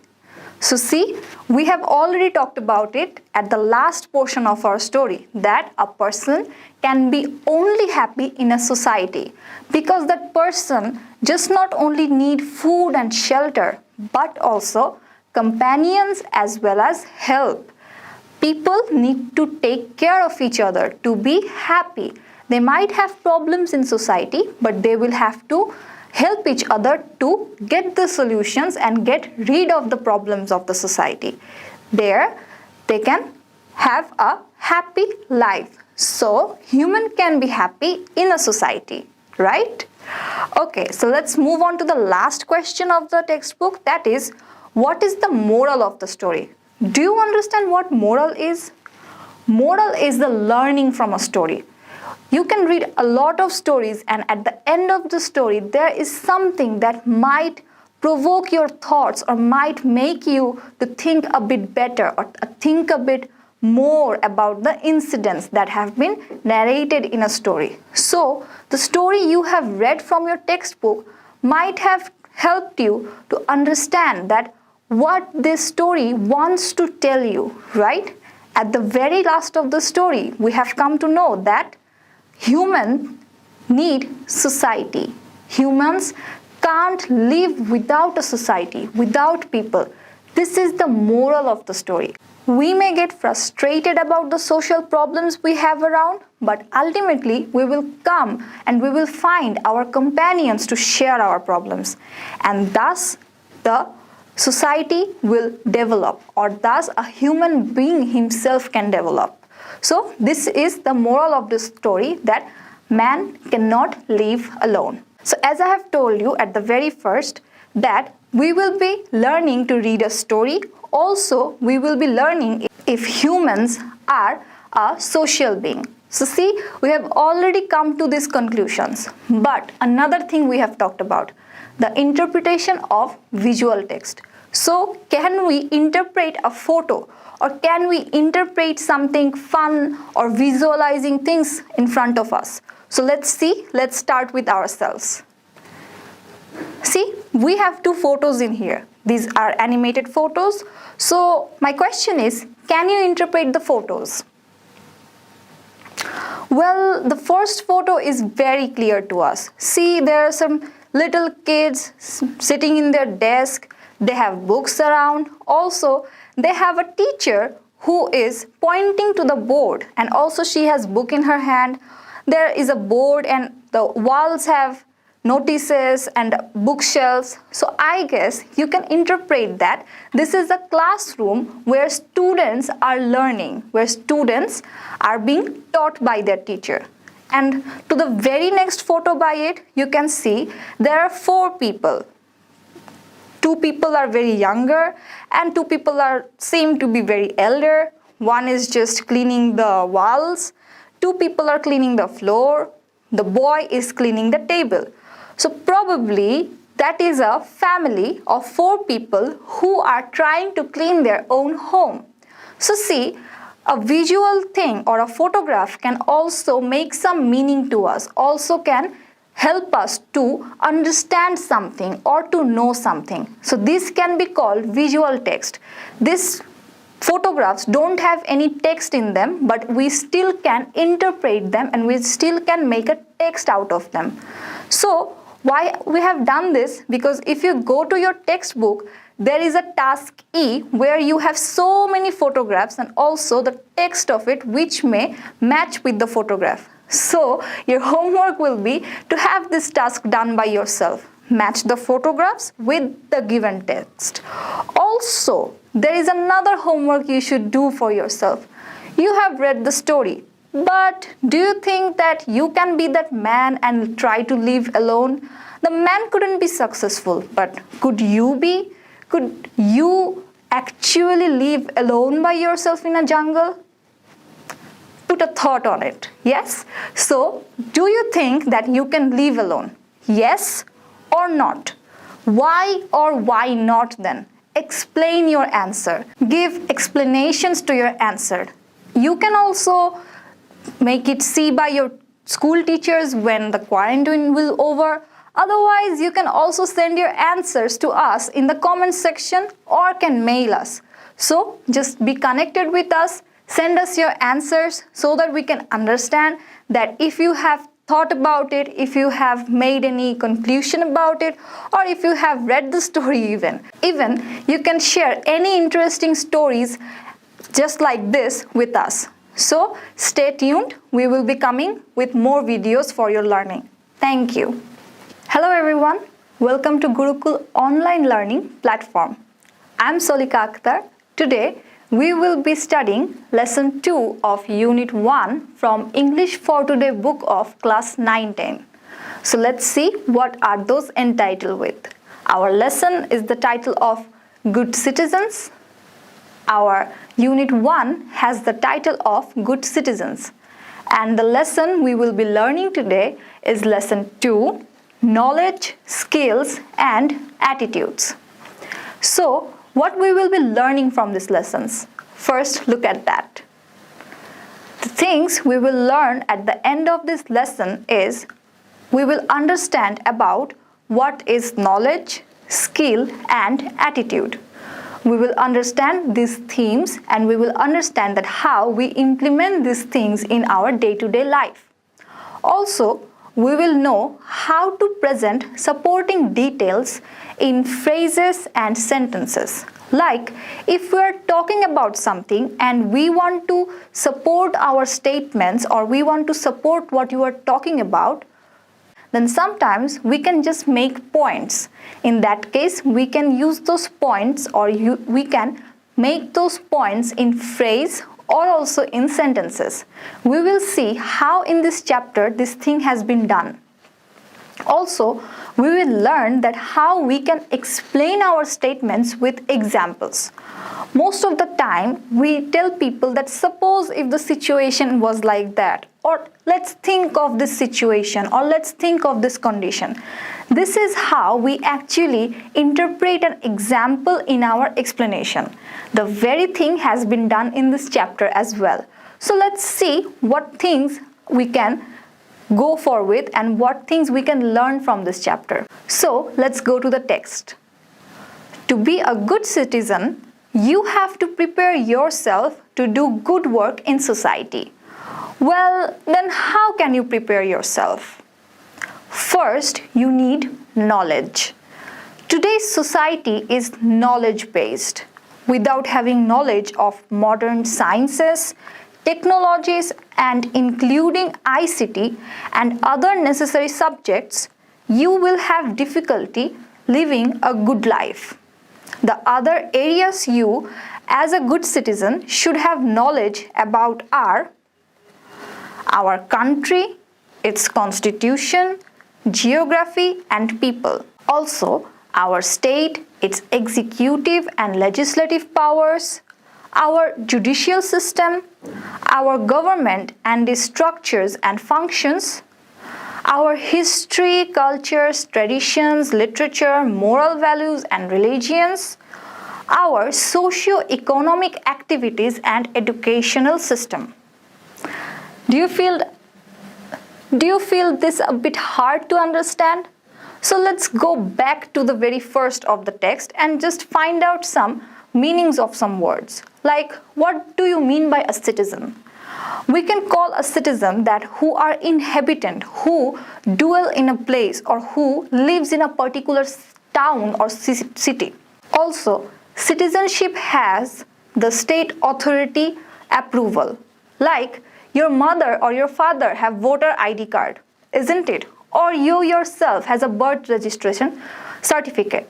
These things are proof of your citizenship of Bangladesh. Okay, so as you are a citizen of Bangladesh because you have born or you are born in Bangladesh or you have been living in Bangladesh, you are the citizen of Bangladesh. Also, there was a term called ICT. Most of the people right now have ICT as their subjects to study on. So what does really ICT mean? ICT mean Information and Communication Technology. ICT means Information and Communication Technology. So let's go back to a little that we have to have knowledge. Knowledge means concept or idea of something, right? So whenever we are talking about that, today's society is knowledge based. That means we really need to understand the concepts and the ideas behind any work or any activity. We really need to know any information about a particular thing. That's how the modern sciences have developed. That's how the technologies have developed. Information and the implementation has been made us these developed countries, or has come to a developed world, where we can just use YouTube for our learning, where we can just use television for our learning. We really don't need to walk miles or miles to study. So this is how knowledge or concept or information has made our life so easy. That is why the text is also indicating that we really need to know about something if we want to live a good life. If you want to have a job in somewhere, that's why you have to learn the particular role of that job. Also, you have to have the particular knowledge about that job. So see how knowledge is so important in our life. It can be of very particular sector, or it can be from any of the sector of the world. So a primary knowledge or a depth of knowledge is extremely important for our success, as well as for our leading a very well structured or good life. And also the text has told us that we have to have knowledge of many other areas as a good citizenship. So as a good citizenship, what kind of knowledge we should have? These are about our country, its constitution, geography, and people. So what does a constitution mean? A body of fundamental principles or established precedents according to which a state or other organization is acknowledged to be governed. So sounds a bit difficult. We can easily call Sangbidhan. Okay, Sangbidhan is the thing we have for constitution in Bangla. So a book, or you can just say a storage of laws, very fundamental basic laws which are authorized or which are approved by our government, that we as citizen will deserve it or will have those necessary fundamental principles from our government. Also, constitution have the laws for us as well. As a good citizenship, we have to maintain some laws, perform our duties towards our country. Hence, as a good citizen, we really need to know where is our country. That means the geography of our country, where is it situated in the world, and also the constitution, where the basic laws are written or the basic laws are being distributed or said. Also, we have to know the people of our country. Okay, there are so many groups of people, so different kinds of people, diversified people in our country. We need to know about them as well. Again, we need to know about our state and country. State means Rashtra. So Bangladesh is a state as well. It's a republic country. So we need to know about our state. Also, executive and legislative powers. So to run a country has its authority, a country has its ministries to run. And what does a legislative mean? Legislative mean having the power to make laws. Where a country has its existence, it has laws to control the people, to have a good life for the people, as well as discipline in the country. So our country has its executive and legislative powers as well. We really need to know that how these laws functions or how these laws are originated. Also, we need to understand our judicial system. What is a judicial system? Judicial means relating to the administration of justice. There are so many crimes or social injustices in our life. So we need to understand that what our government has for these injustice activities. So they play a judicial system so that the people of our country can have judicial justice or a justice from the judicial system. Also, we are learning here that our government and its structures and its function. So we need to understand or learn about how a government is formed, also how a government functions in our country.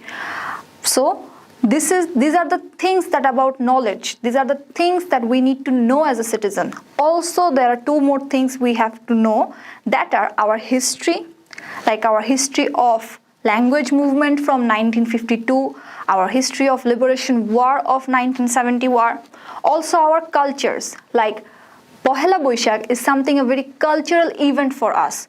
There are so many cultural things that we perform in our country. Again, the traditions, also literature.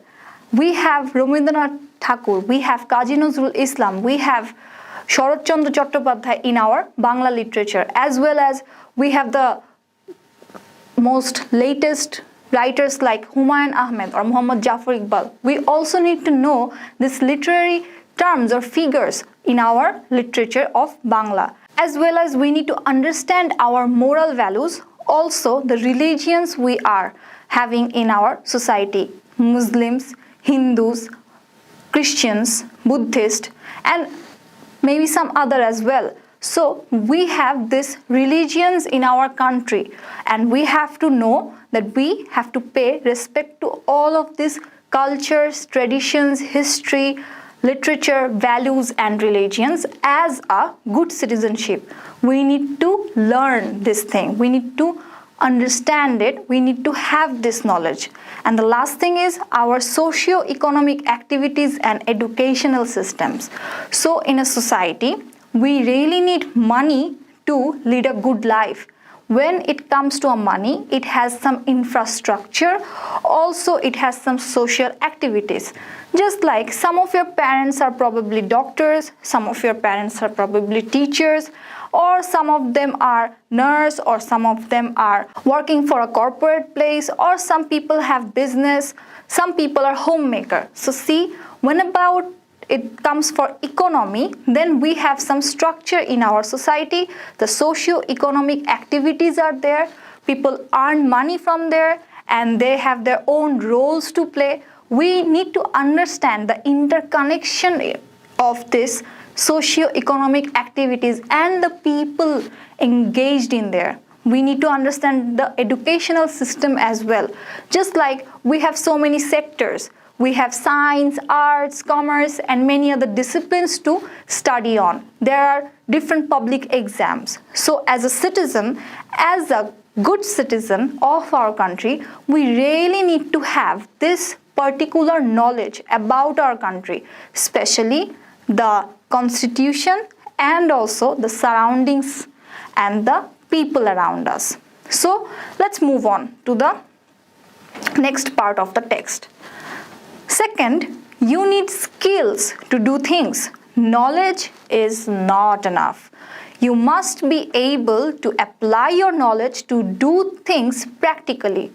So, knowledge is a very theoretical thing. You are reading books, you are probably seeing a video, you are probably watching something, or just, listening to someone else. You are having your knowledge. You are understanding a concept. You are getting many ideas. But having the knowledge within you is just not enough. Whatever you are just learning, you really need to try to implement it in your own life, because the knowledge will not flourish, or you can't just have the justification of the knowledge if you don't really use it in your practical life. What does you mean by practical, right? It's just our day-to-day actual real life we are talking about. Like, how to make a garden. That idea you have probably from your mother, or probably someone from your friend, or probably you can have read it in a book.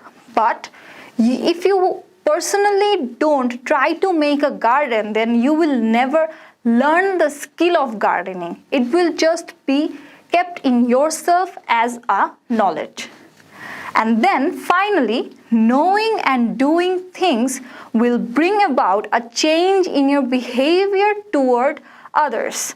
This behavioral change will show your attitudes towards others. That is, it will show how you think and feel about a person or thing. So, what does this knowledge and these skills do to us? It changes our attitudes. So, do you think attitude is a very negative thing? Actually not. Attitude is something that you just show on your outer space. So sometimes what we do is We know about one thing and we have that implementation skill as well. So that might change our attitude toward that work. Just like if you know to write a paragraph and you have that skill as well, that you can write very good paragraphs, so that your attitude towards writing a paragraph will be positive.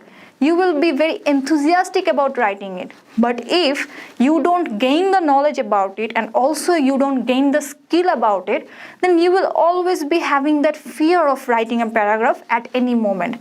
You will just feel like, no, my paragraph will not be as good as any others, so I might skip it. So see, there are two different attitudes when the knowledge and skill is there and when the knowledge and skill is not there. So the skill we are talking about is, it might be called as expertise as well, right? Okay, so let's move on to the next thing, that how this text has given us an example to understand what we are explaining: knowledge, skill and attitude. So see, we can look at, so let's take a look on that example. Let's take an example. Suppose, that means imagine you as a student need to know about group work in the class.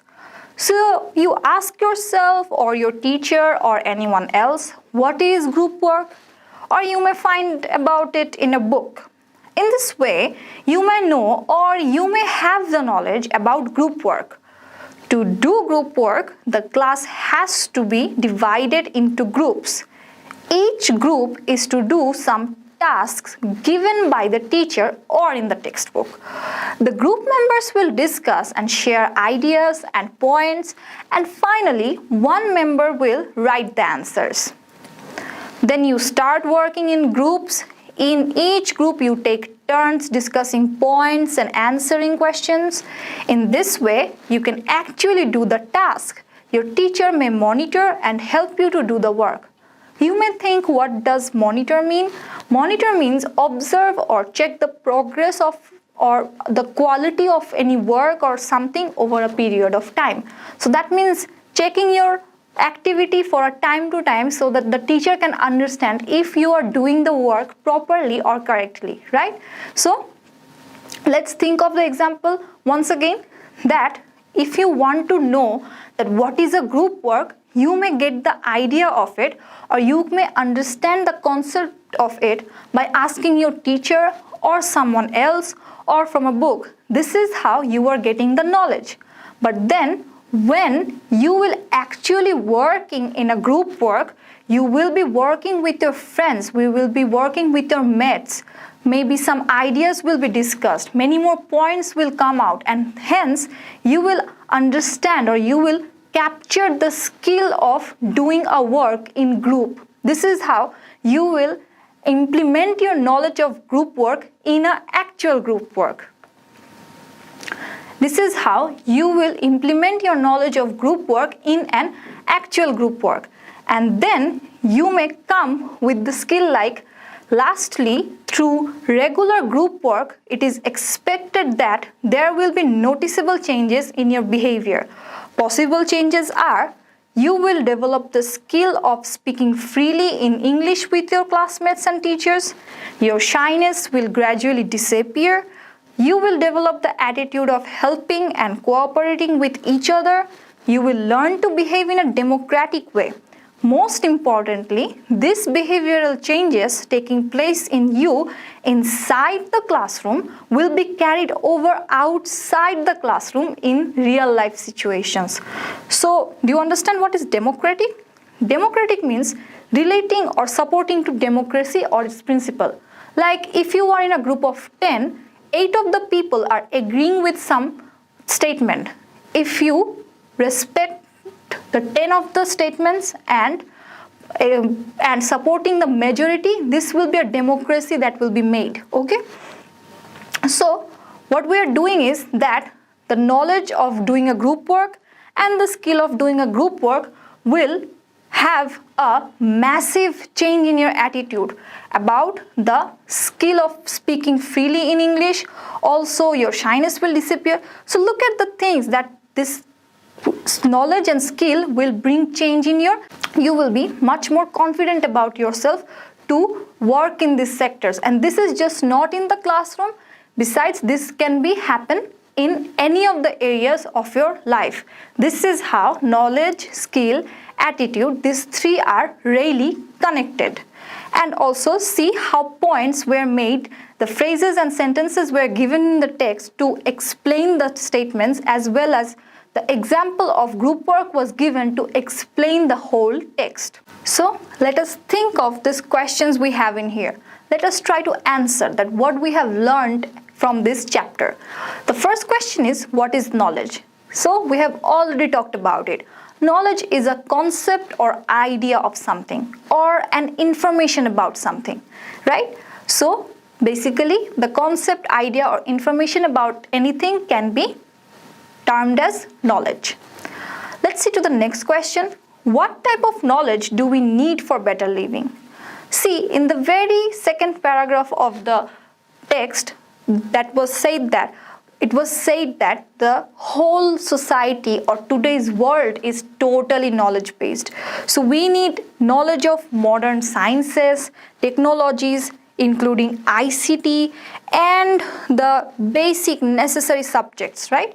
So that we can really understand that how our life functions and we can have a better life leading. So that's why to have a better living, we really need the knowledge of sciences, technologies, ICTs and basic necessary subjects. The next thing is, why do we need skills along with knowledge for living? So as we have already talked about it, knowledge is something we can keep inside ourselves, but it will be of no use if we can't just really implement this knowledge in our real life, in our day-to-day life. So if we can't just have the expertise of using our knowledge, we really can't make the betterment in our life. That's why we need skills along with knowledge so that we can have the practicality or we can really use the knowledge in our life to have a better life. The last question, what do you understand by attitude? So attitude really means the behavioral change that we may gain by knowledge as well as skill. So when knowledge and skill changes our behavior towards something or towards a person, it can be called attitude, right? So this is how knowledge, skill and attitude are interrelated. If we gain knowledge, if we gain the skill, we may change our attitude towards something or someone. So this was the whole chapter about. Let us have some homework, right? So as we have made the distinction between knowledge and skill and attitude, there is a task in your textbook, that is task D, where they have given you some small text and they have told you to discuss with your partner. As you are at home right now, probably you may not discuss it or you cannot discuss it with any one of your partners or pair, so you can discuss it with yourself. Self-help is the best help. So yeah, just discuss with yourself and try to understand that which of the small texts are related to knowledge and which of the texts are based on skills and which of the texts are based on attitude. So do this task by yourself in your home. So do this task by yourself at your home. So let us have another thought-provoking homework. That is, can you just give us another example? We have already had this example of group task in the text. So let's just forget it and think of your own life experience if you can give us another example from where we can really understand the knowledge, skill and attitude interrelationship. So yeah, if you can think of one, please share with us in our comment section, or even you can mail us, or also you can share it with your teachers and with your peers when your schools are open. So yes, that's it today. Thank you.